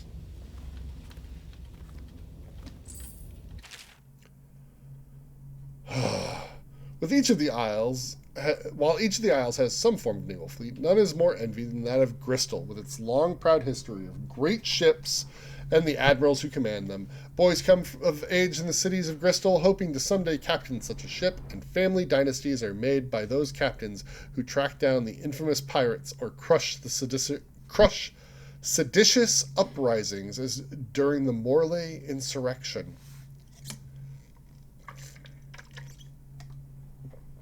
In times of war and peace, Bristol continues to innovate at sea. The ship designs of Anton Sokolov himself now represent the highest standard in the whaling trade, allowing crews to haul their kill up over the deck and begin their butchery and processing, even as the ship returns to Dunwall. The crews can be seen working on their latest whale as the ship moves slowly up the Wrenhaven River, coming to dock with one of the powerful warehouse companies such as the Greaves Whaling House. Suspended in the rigging overhead and backlit by the setting sun, the silhouette of these creatures makes a moving sight as it cruises to its final resting place in the industrial heart of the capital city.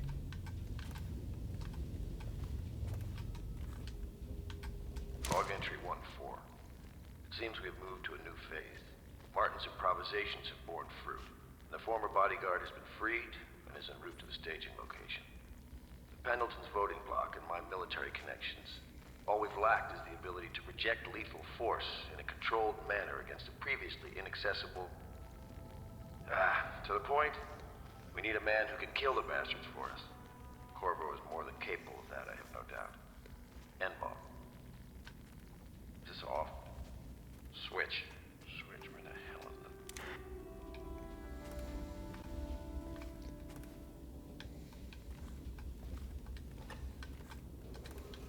Attention all citizens. Curfew extends from sundown to sunrise unless you are up.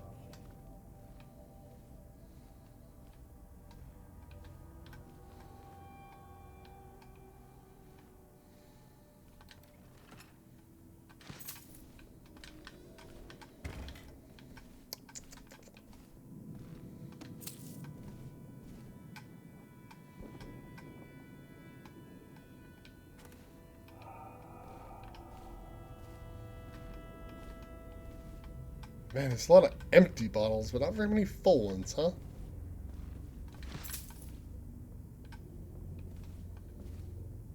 My furnishings have been installed at last with no small amount of complaining by that antiquated boatman.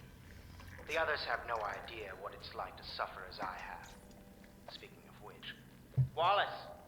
Please breathe 2 bottles of Dunwall Red, never mind which, and fetch a clean glass. I'll begin again tomorrow. Pleased to meet you, Master Corvo. I saw you at court in happier days, but you might not remember.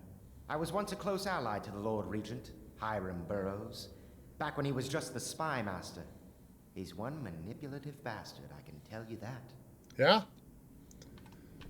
Sure.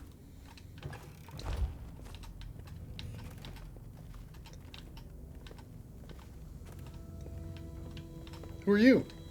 Please follow me to your quarters. No, I know where my quarters are, thanks.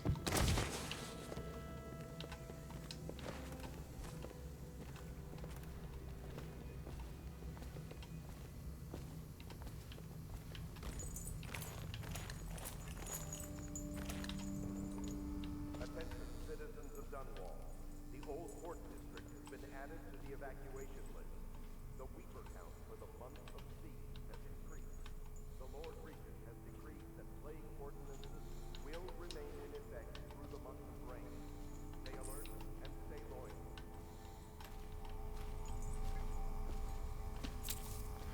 Just bottles of whale oil, which we've been told is explosive.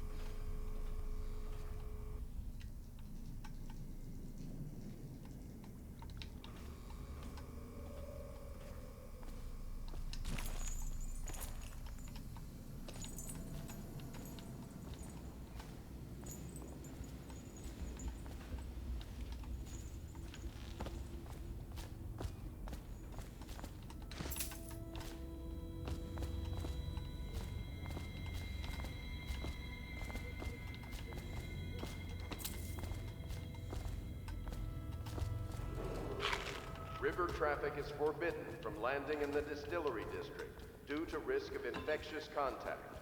Violators will be taken to the flooded district for treatment and rehabilitation.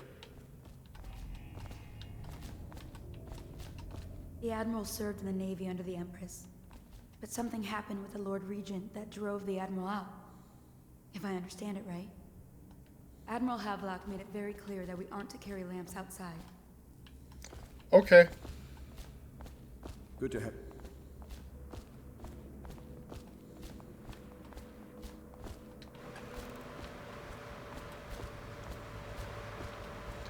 What else we got around here?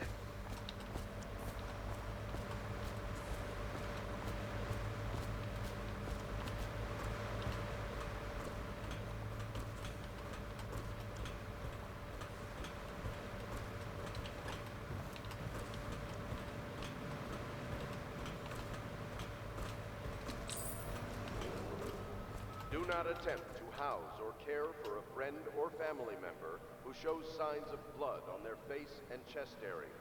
The only way to help them is to bring them to the City Watch. They will be taken to the flooded district for treatment.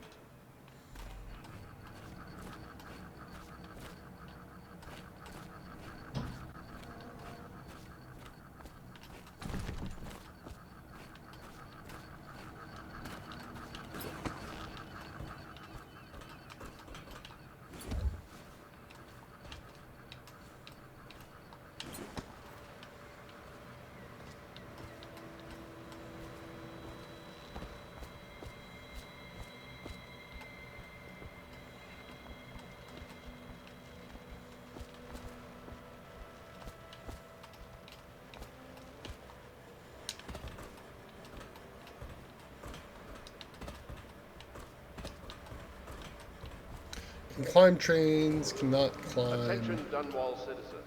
Be advised, the river crust infestation has spread downriver, as far as the river mouth and flooded district. Do not attempt to approach or destroy a river crust. Any items recovered from doing so are considered state property.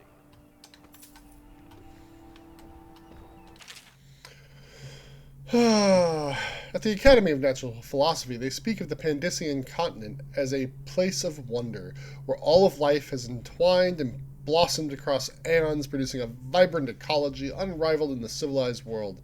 The overseers from the Abbey of the Everyman, by contrast, talk of horror and heresies, of cults of sub-men engaged in brutal, perverse ritual. The few who have traveled to the far continent and come back to the Isles, those who have actually touched the soil there, have returned with notes that describe vast deserts, deep jungles, and outlandish creatures that defy belief. Once in a generation, a great effort is mounted to build a colony there in hopes of this someday growing into a port city to rival Dunwall itself, but to date these attempts have all ended in madness and failure. I once served under Admiral Havelock. Captain Havelock then. I don't know if he remembers me, but I fear it's rude to ask. I don't want to embarrass him. Well, it's kind of you.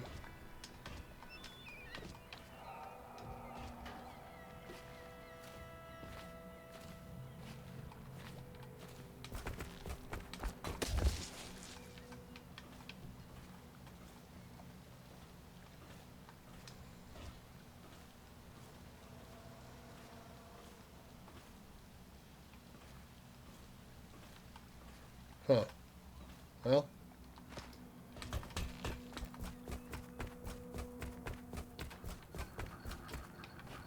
What is making that noise?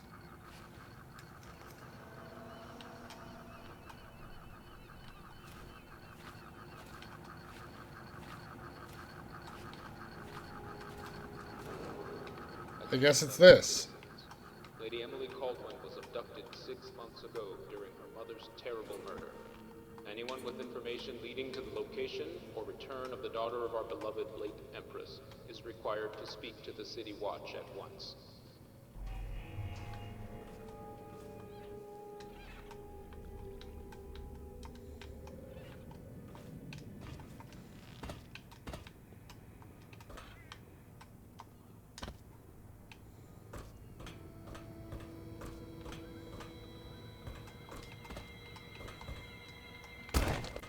Ow! My knees!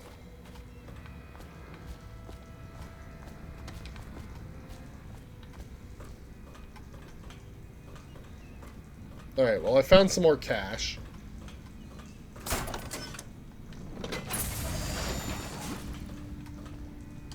Tell me what I can make for you. So let's see, what else can we make?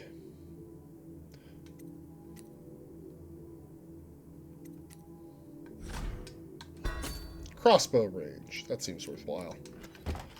Alright.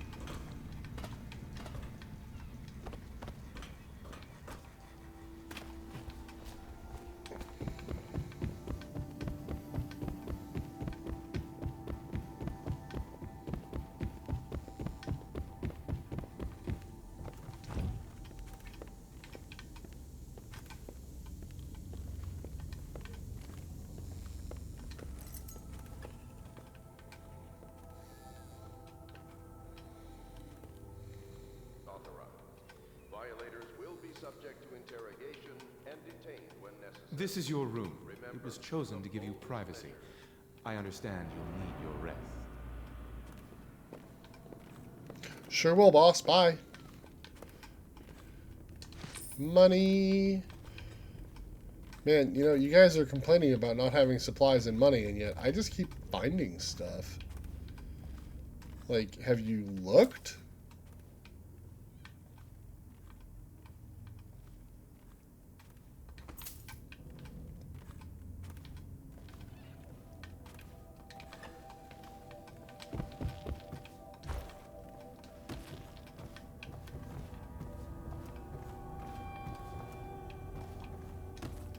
Alright, well, let's sleep.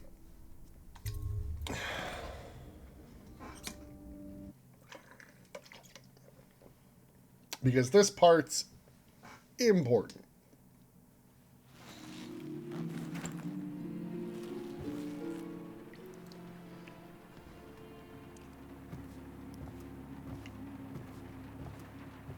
That's bricked up now.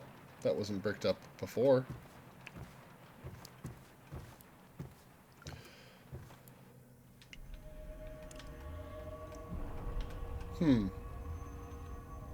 Something's not right.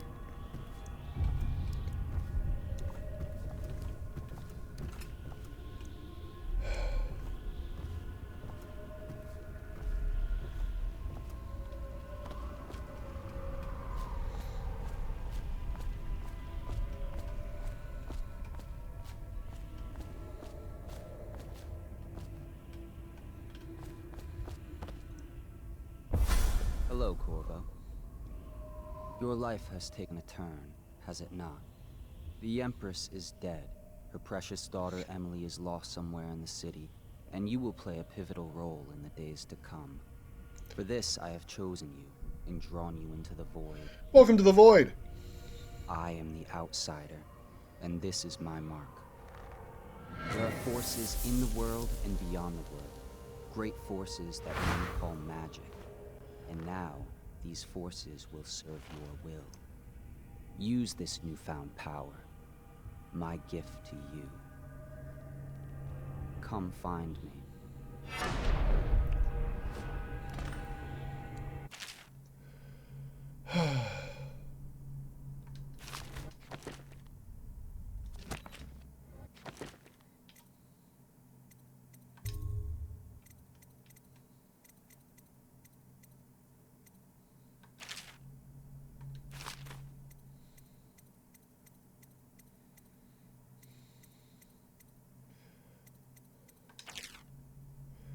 Left trigger.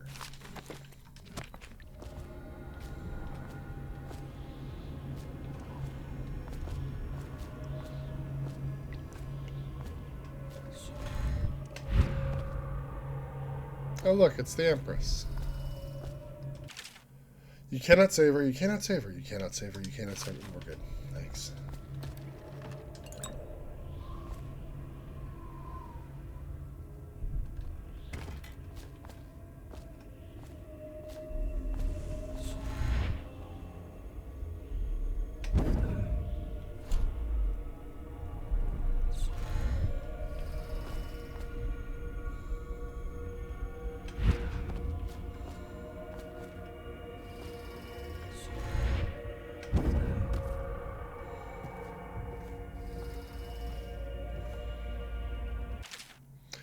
Corvo, I am very sad. They say that you're dead like mother, but I'm going to put this note in a bottle and throw it into the river because I do not believe them. Living here is very strange. I do not like it, so please come for me if you can.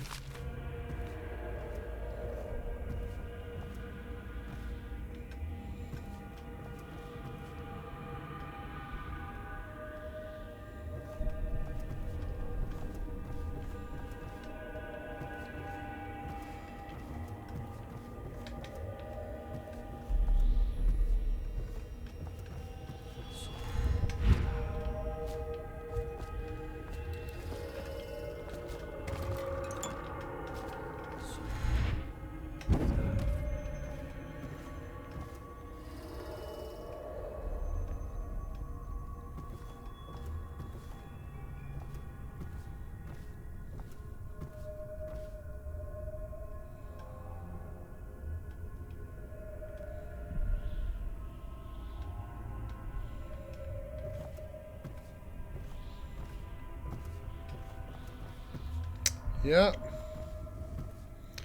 Ooh.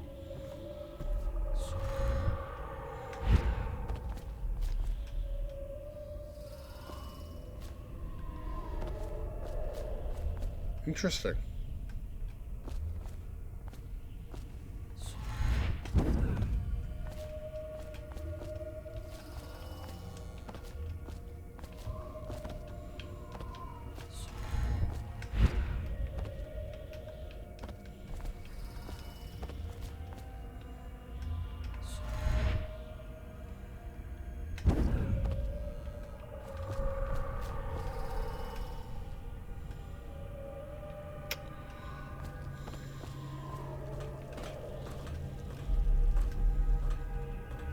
Down the spiral staircase.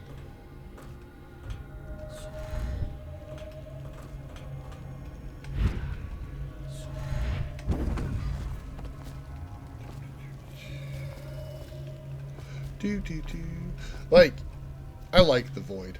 It looks neat. I wish we spent more time here. Oh, fun thing about the dash is, like, see if I'm pointing it at a ledge, you get the little arrows. That lets me know that I'll automatically climb that ledge. In the days that follow, your trials will be great, Corvo. Will they?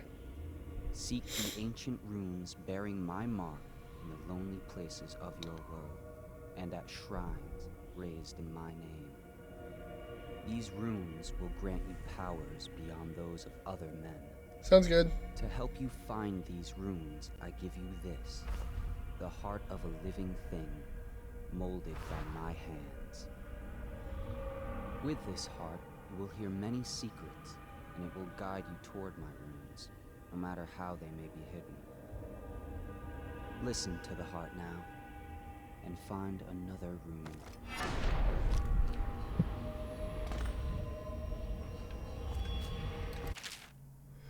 Equipping the heart in your left hand helps you locate bone charms or runes, even through walls. The heart beats and lights up when you are facing a bone charm or a rune, and it beats faster as you get closer. The heart will whisper secrets to you if you target a person with it. This place is the end of all things, and the beginning. Hey, look, it's a whale! All of time is meaningless here. Neither seconds nor centuries.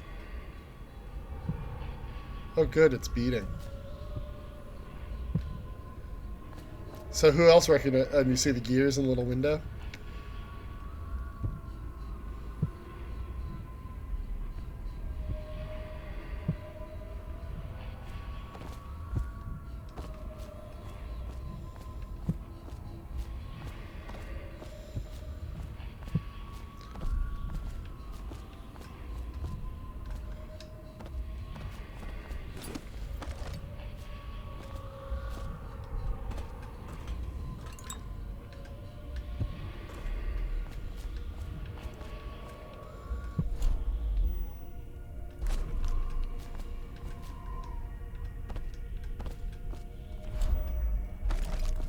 Someday this place will devour all the lights in the sky. You recognize this building.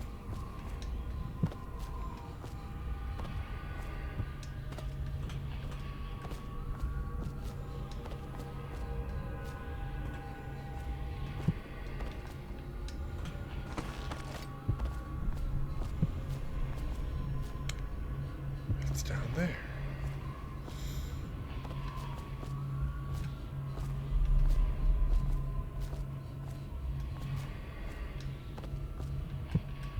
I guess I have to go through the building.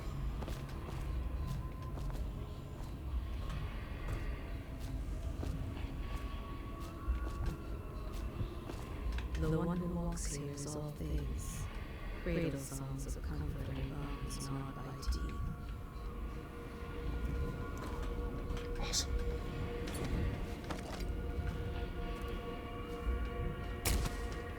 All right.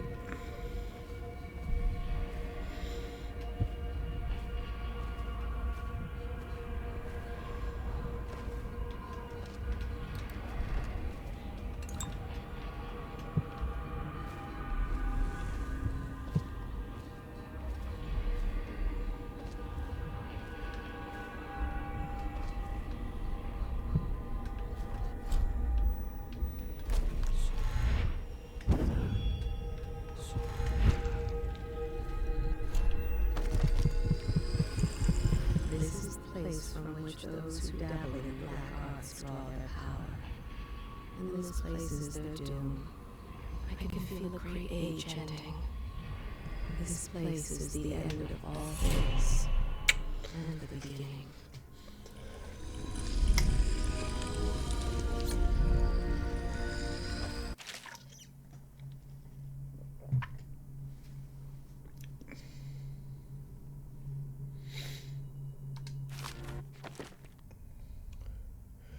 Dark vision. See in the dark and see living beings through walls, including their fields of vision. Representations of sounds that you make are also visible. Let's see. I can't get this upgrade because it requires 3 runes.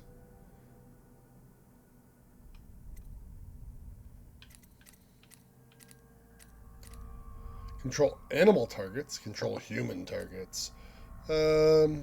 Slows time. Devouring swarms. Summon rats. Push back enemies. Increased health.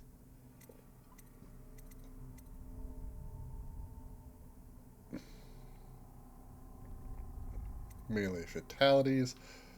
Jump height increased. Okay, so this is one that I do want.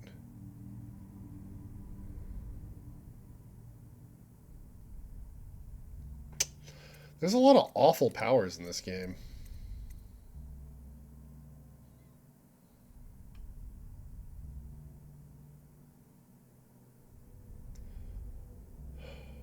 So let's take dark vision for now because it's something we're going to need.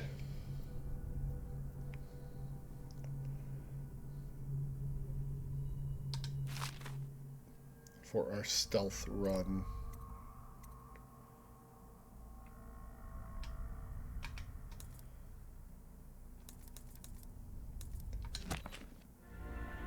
How you use what I have given you falls upon you, as it has to the others before you.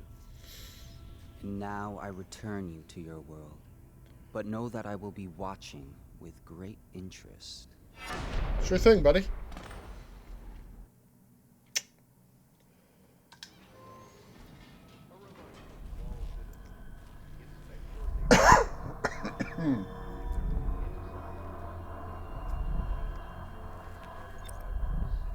Not a dream.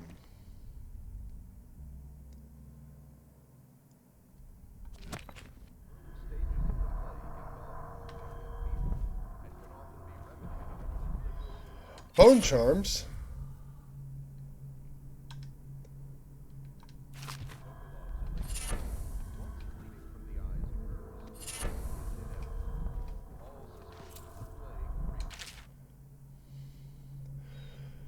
You want the chinwag on Slackjaw? Well, what he was like when he was young, before he got his name. Oh, he's got a cool head now, but it weren't always like that. In the days before he was boss of the Bottle Street gang, time was, young Slackjaw wasn't such a reasonable man.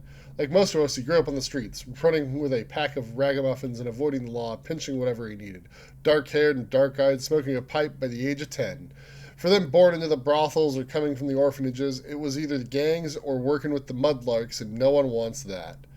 Some got pressed into the Navy or put down in the mines run by the Pendleton or Boyle families. As hard as it was on the streets, as hungry as it got, at least we was free. By the time we weren't little uns anymore, Slackjaw was one to watch, usually calling the shots. When we took down a farmer's cart or a sidewalk street vendor, he'd come up with a plan, give everyone some part to play, and decide on the split. Most of us just went along because we learned fast that we made out better like that. More food, more coin. Plus, none of us wanted to deal with Slackjaw when he was in a rage. He worked on a couple of big jobs with Black Sally across town, and that was enough to get the attention of the other bosses. He wasn't just a street kid anymore. Now he was an up-and-comer, which meant trouble. Another guy fancied himself as such was Mike the Fish, who was working his way up running the protection racket among the factory women. One fine evening, we're all talking in a bawdy show in the theater house. Mike the Fish and his lot are there, the cheap seats too, just down the aisle from us. Mike gets a wild idea. He wasn't big on planning, and throws a heavy ceramic spittoon at Slackjaw, hits him square in the face, breaks his jaw. We look to see if there's going to be a blood brawl, but Slackjaw just points at the door and we all leave, with Mike laughing at our backs. Waking up the next day, without telling us why, Slackjaw motions for us all to follow. He still can't say a word, so we just come along. We stop at the docks, and Slackjaw buys, actually pays coin for it, a heavy chain covered in hooks. It's for fishing in the deep, something that you'd attach to a long line off the side of a ship. It's about 4 feet, made of thick links, and there are shark hooks coming off of it at different angles. Slackjaw's got that thing wrapped around his left arm, dangling at his side.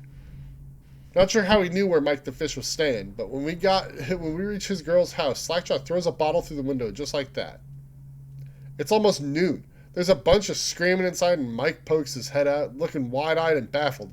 When he sees Slackjaw out in the street, a look comes over his face that gives me the willies. Pure murder.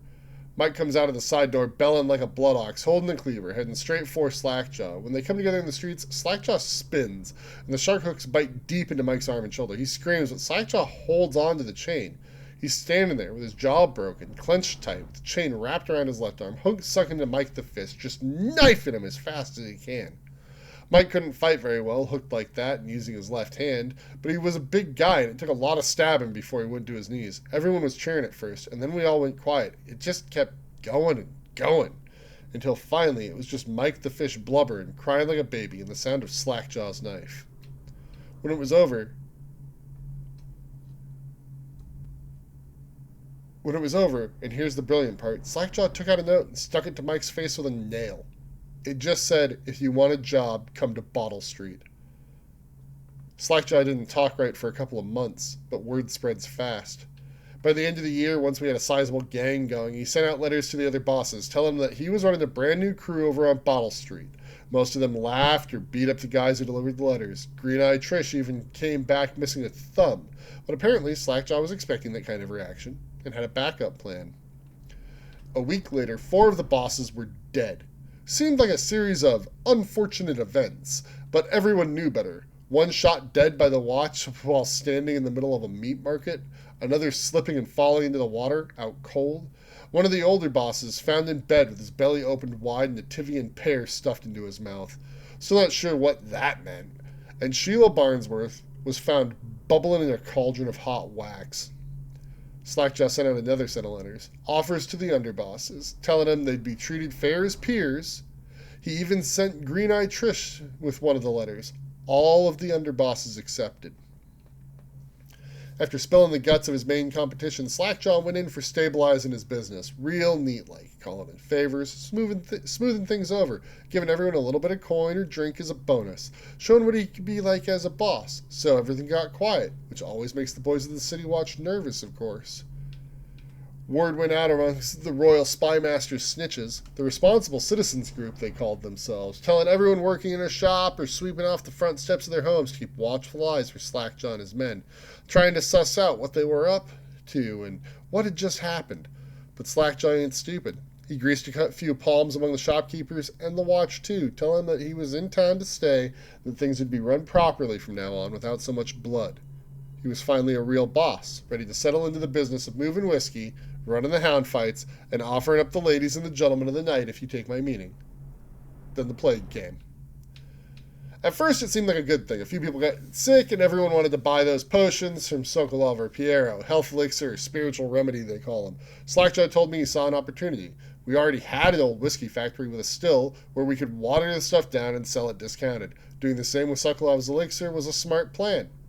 Pretty soon, everybody in the slums was sick, and business was good, but after a while, there were so many people down with the plague that everyone got scared.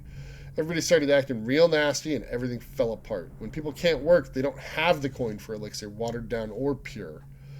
When the Empress died, it seemed like Dunwall would slide into the void. Spymaster Burroughs took over, and the Watch started using all that new Sokolov technology. Watchtowers, tall boys, and them arc pylons.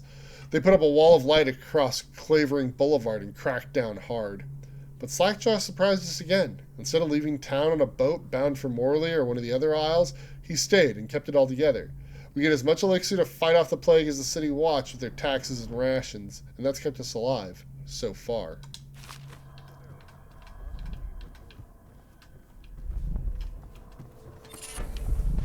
So many bone charms.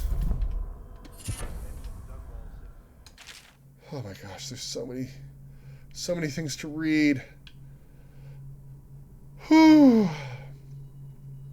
Of course I'll tell you, dearie, I won't keep any secrets from you in the end. All the dreary days of my life are like the windows of a house. From the kitchen I can see out into the garden where the leaves and the stalks are brown and bug-eaten.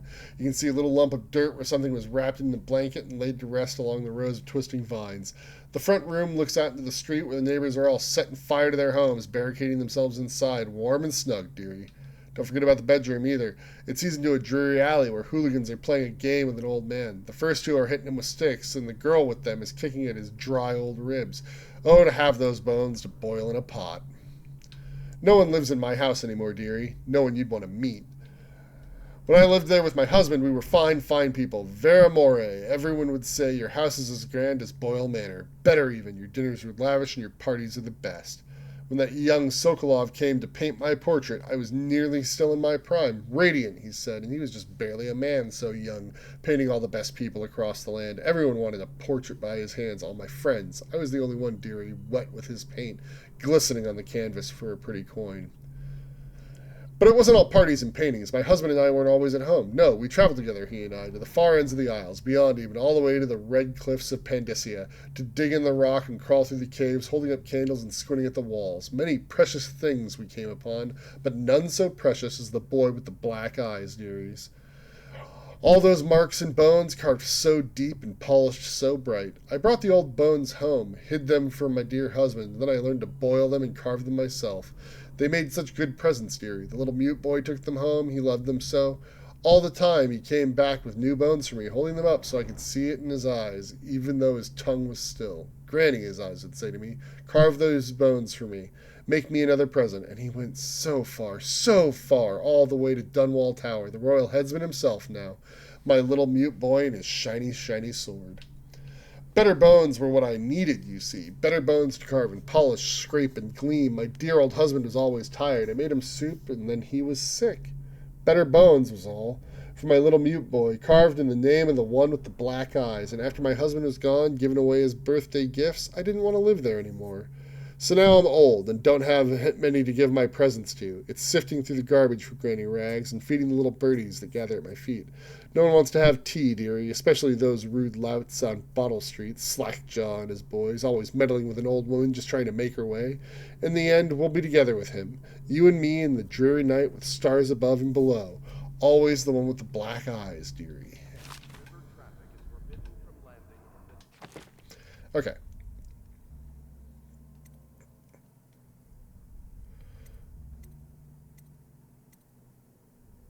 White rats won't attack you. Nice.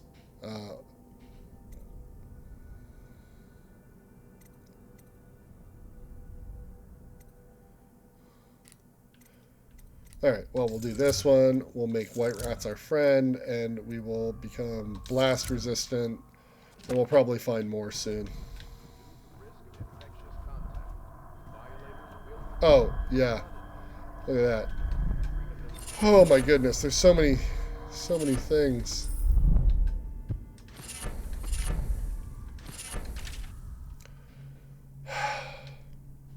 Oh my god. This is the 4th day, month of high cold. Progress continues on the suppression of gang activity in the distillery districts, but more slowly than I expected. The ruffians operating there have been cunning, I'll grant them that, but it's only a matter of time. I see their leaders flogged in public and sent beneath the royal executioner's blade. If I had my way, that mute bastard would be working night and day, removing the heads that need removing. Internally, the Empress does not seem pleased with my investigations. It seems that it is beyond her thinking, against her very nature as a trusting person, to believe that traitors move among us, but they know they do. They must. No, Jessamine would rather spend her time with the Royal Protector. At least she's likely to stop any immediate threat to her safety, but a strong arm is not what's needed against those who would undermine us. How will Corvo's sword stop a poisoned wine glass or an explosive delivered by courier? It will not.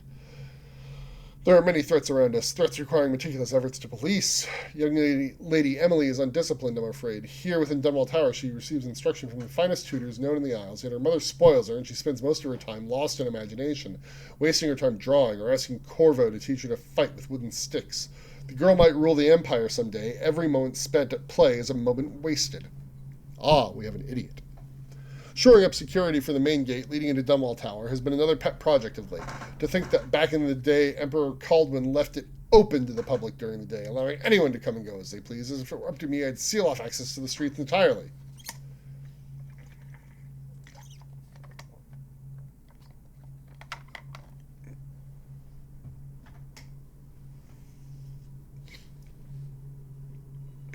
The waterlock is much easier to protect than if it were. The only way into the tower, traffic in and out would be greatly reduced. Someday the wrong person is going to slip in and will suffer for it. Mark my words. No amount of security is excessive when it comes to protecting heads of state.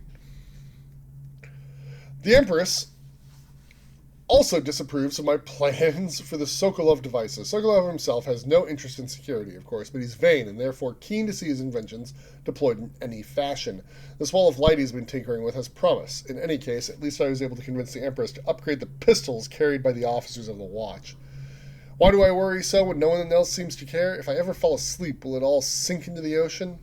Will the rough things clamber over the walls and fill themselves on our flesh? This is what I see in the same dream several times each month. If only I had more say in things, more authority, I could protect us all. Perhaps I have been working too hard. Dinner and an evening of conversation with a certain lady of refinement might be in order. Perhaps somewhere nice in the estate districts.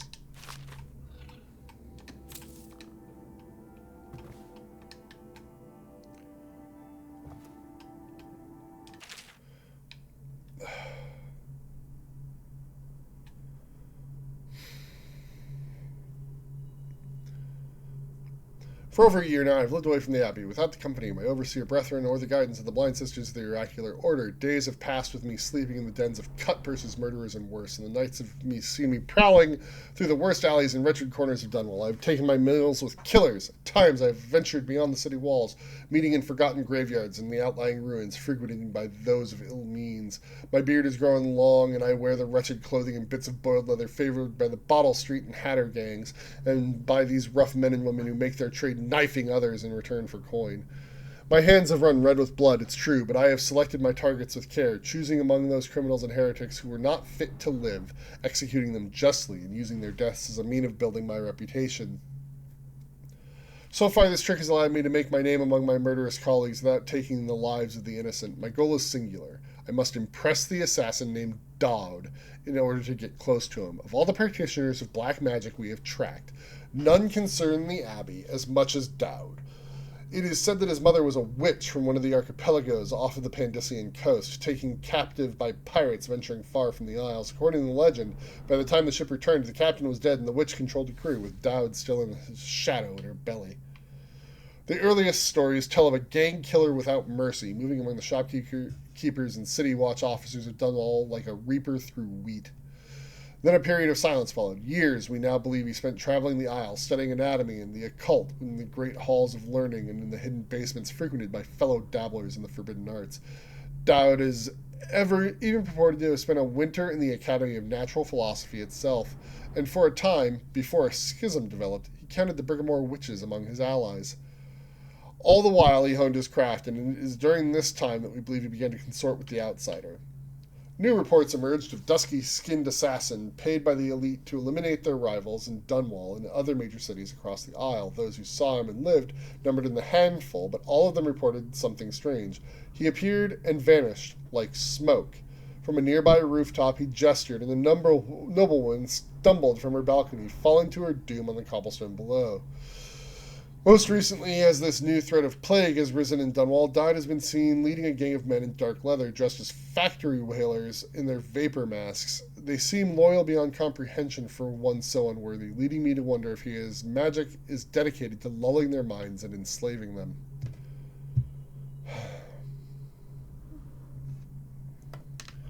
Only a month ago, one young girl claims to have come upon a strange scene, carrying a bottle of milk home to her crippled mother. She was taking a shortcut through the tailor's district. In a narrow street, she passed beneath a window and heard unusual sounds from within.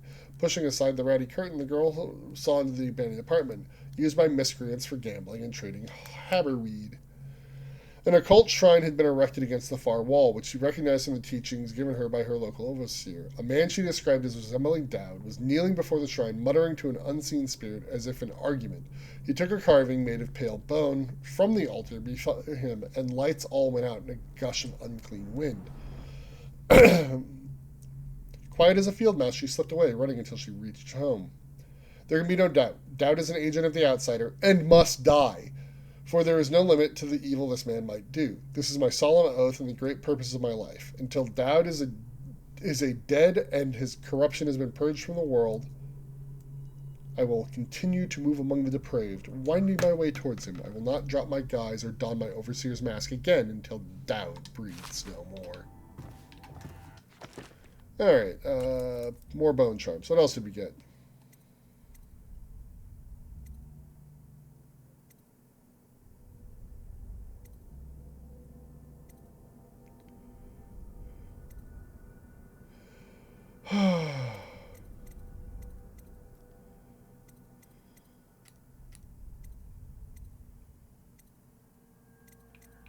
Alright, well, I guess we'll take River Affinity and Delicate Touch, Good Lungs, and Voyeur. Why not?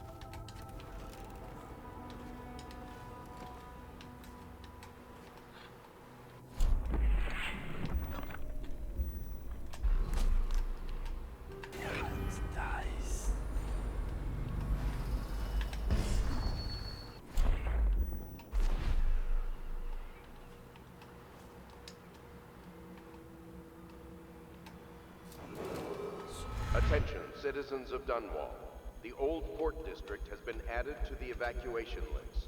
The Weeper count for the month of siege has increased. The Lord Regent has decreed that plague ordinances will remain in effect through the month of rain. Stay alert and stay loyal.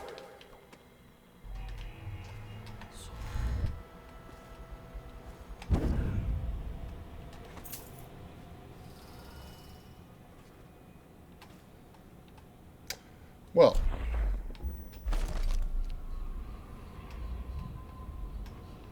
there's a rune over there. Apparently.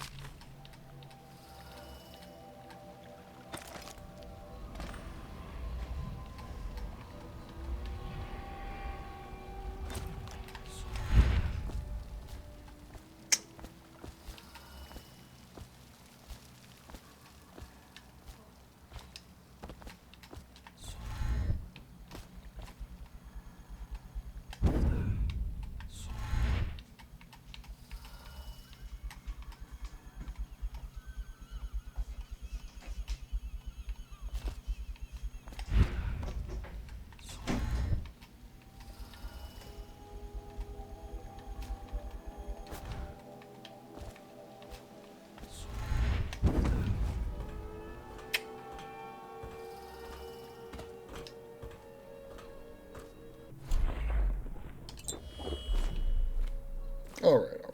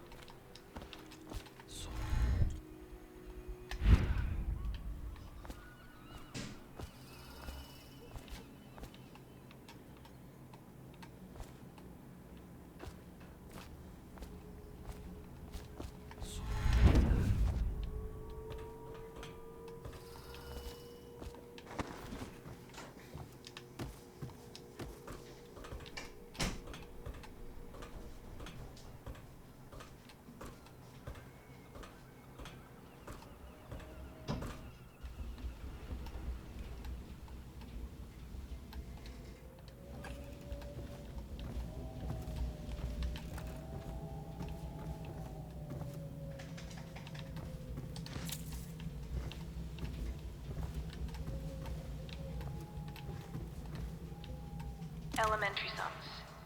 History of the Isles. Geography of the Isles. The Seven Strictures. Litany of the White Cliff. Sayings of the Overseer. One day we'll get a few new books.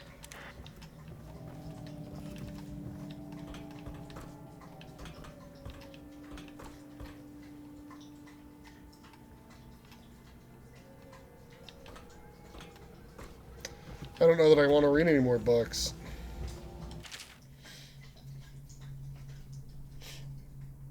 Fugue Feast.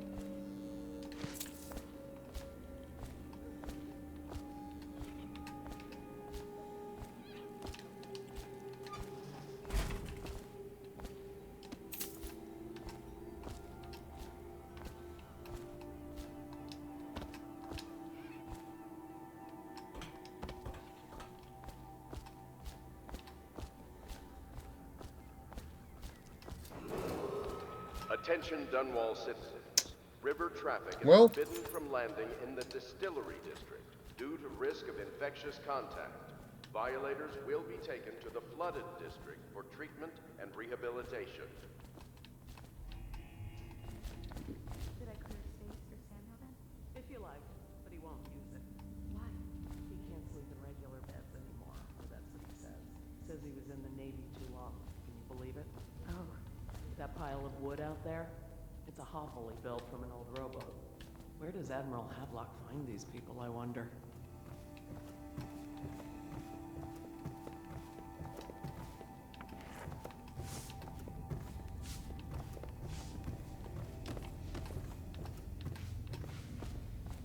All right, Admiral. Well, let's get down to it. First off, I know that assassination is dark business, but sometimes good men have to do bad things to make the world right. Our purpose is clear. We want to restore Her Majesty's line by finding and putting Emily Caldwin on the throne. To those ends, we'll hide, act in shadow, take them apart, piece by piece. High Overseer Campbell dies by your hand. It won't be easy. He's protected by his overseers, an army of religious zealots. But if anyone can do it, you can. Your exploits are legendary. Campbell carries a private journal. Once you've eliminated him, get the journal, because we think it contains Emily's location. Recovering her is obviously critical, assuming she's alive. That's the gist of it.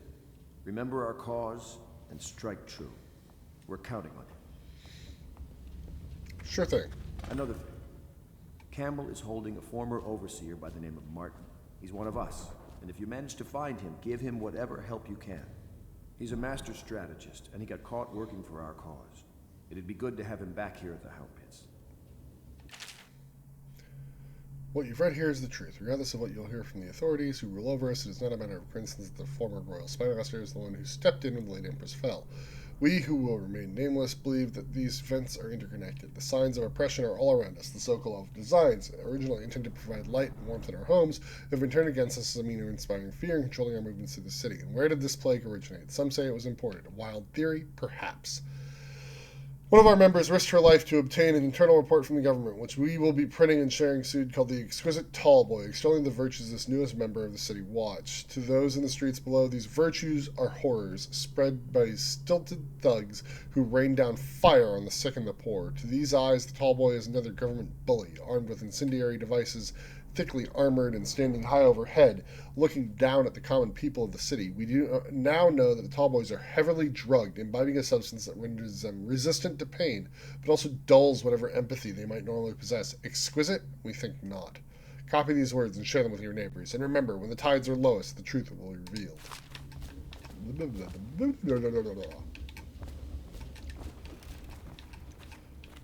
All right. Oh, Corvo? Corvo. Hello. I'm Callista. I work here for Admiral Havelock. I'm sorry to intrude on your business, but this is important. I suspect you're going to kill the High Overseer. That wretched man.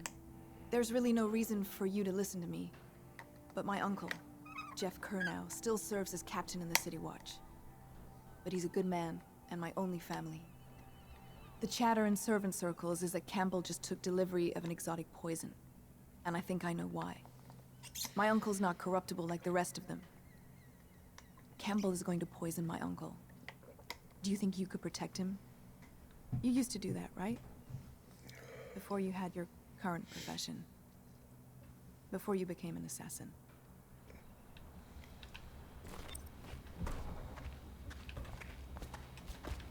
I overheard the Admiral at breakfast, talking about the Overseers. That's all I heard.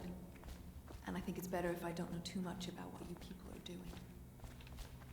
Sure. Does part of the soul live in the heart? He's my uncle, If and the he heart means a lot keeps to me. beating, does that mean His name that is the Jeff spirit Curnow. is never Captain released to Jeff oblivion? I can keep a heart beating forever with electricity, but what does that mean for any essence trapped within? It'd be easier if I created these processes in waking hours. I am uneasy pursuing avenues that emanate from my dreaming. You traveled with my uncle briefly, didn't you? Doing something for the Empress. She is Callista Curnow. She has learned to defend herself in this treacherous city. I forgot about the heart. She and her uncle, the last of the Curnow family. Somewhere in the basements below, hound kills hound, and money changes hands. The other servants don't like her. Work is never done for the lowly servant. Her servant wages will not be enough to fix her father's debts. For all the hard work, there is little reward for her. Admiral Hadlock has seen more corpses than all the rest put together. He has killed whales and men for profit and in pleasure. He has the bloodlust. He tried to seize control of the military after the Empress. After she, the Empress, was murdered. Look at him. Admiral Hadlock grows restless on land. I also like the heart. Brother, an artist, sensitive, soft, taken at 9 by a fever. Hadlock loved him truly. Admiral Hadlock has seen more corpses than all the rest put together.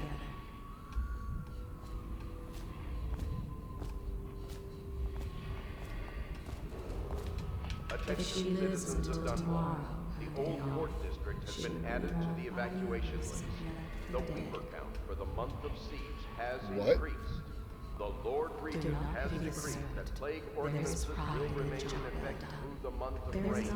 Stay alert and stay loyal. Sad. The house is treated poorly, but there are worse ways to earn a coin. The pain in her back is constant. Nothing helps. Such laughter, and they're singing the old songs, linking arms.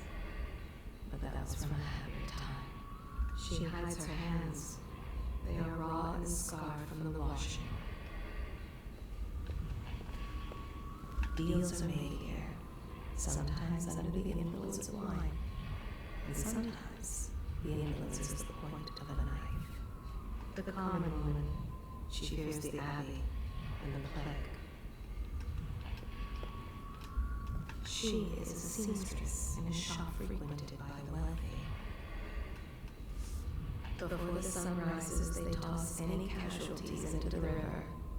Men or hound, they all go in. He spies on his neighbors and reports to the overseers. Ah! Only after a long day of work will he return to his home and family. They top off the wine with river water, but eventually someone swoons. Then fresh bottles are fetched from the cellars. He always eats very well, even as his wife and child grow thin. So, for the record, this is 100% the Empress's heart.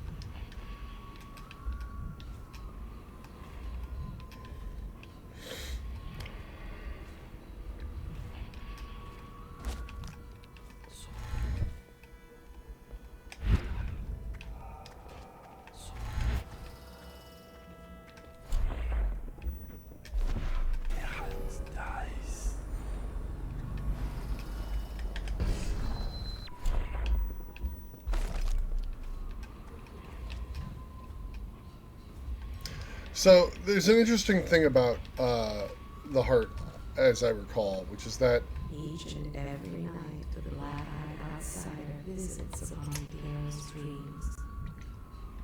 He is Piero Joplin.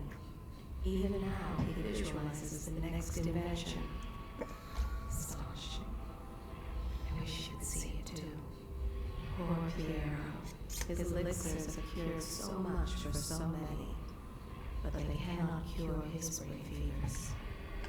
The youngest ever to pass through the Academy of Natural Sciences. Sokolov will never forgive him that. He has spied upon Callista as she bathes, more than once. Yeah. Each and every night the black-eyed outsider visits upon Piero's dreams.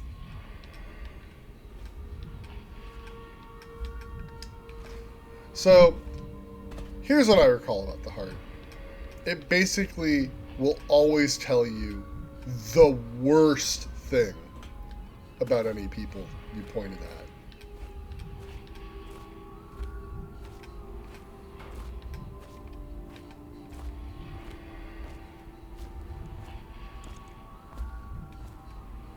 Samuel Beechworth went to sea to forget a hopeless love. He succeeded. The boatman has a good heart and respects you. Samuel is a simple man, but he knows the River Redhaven and all its tributaries, down to the smallest inlet. Their fate rests on your effort, on the strength of your hands and of your heart. He has many scars, some from the phlegm of the river crusts, some from the nameless monsters of the deep ocean. Samuel was once eager to hear Havelock's stories of the sea, but perhaps the Admiral is not what he expected. Samuel Beechworth went to sea to forget a hopeless love. He succeeded.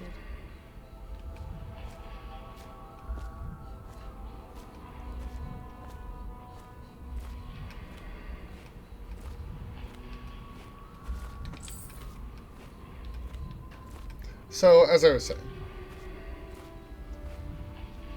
I've done the following mission before. The missions are quite long, so we won't be picking that up tonight. What can I do for you? But we're going to get all set up to start it by buying our upgrades. A rune, you say? Gimme.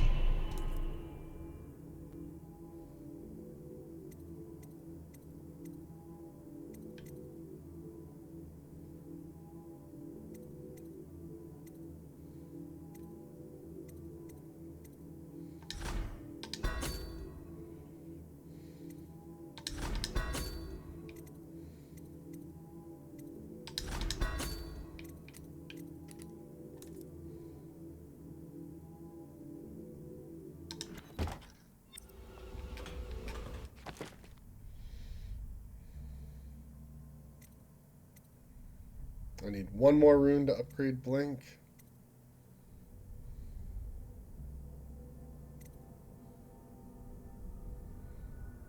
Ah, yes. Agility.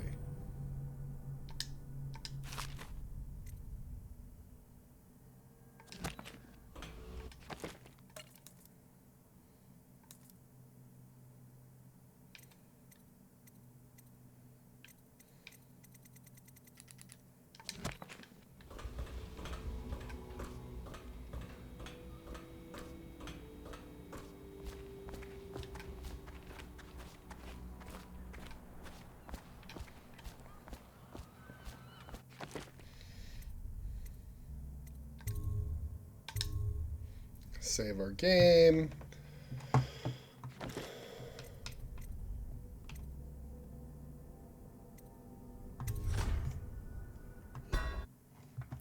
And that'll be that for the evening. 3 hours of game seems like enough game for the night. Planning on streaming more over the next weekish. I don't actually know how long this game takes off the top of my head. I would have to look it up. But But we'll try to get through the next mission next time. Okay, thanks for hanging out. Have a good night. Bye.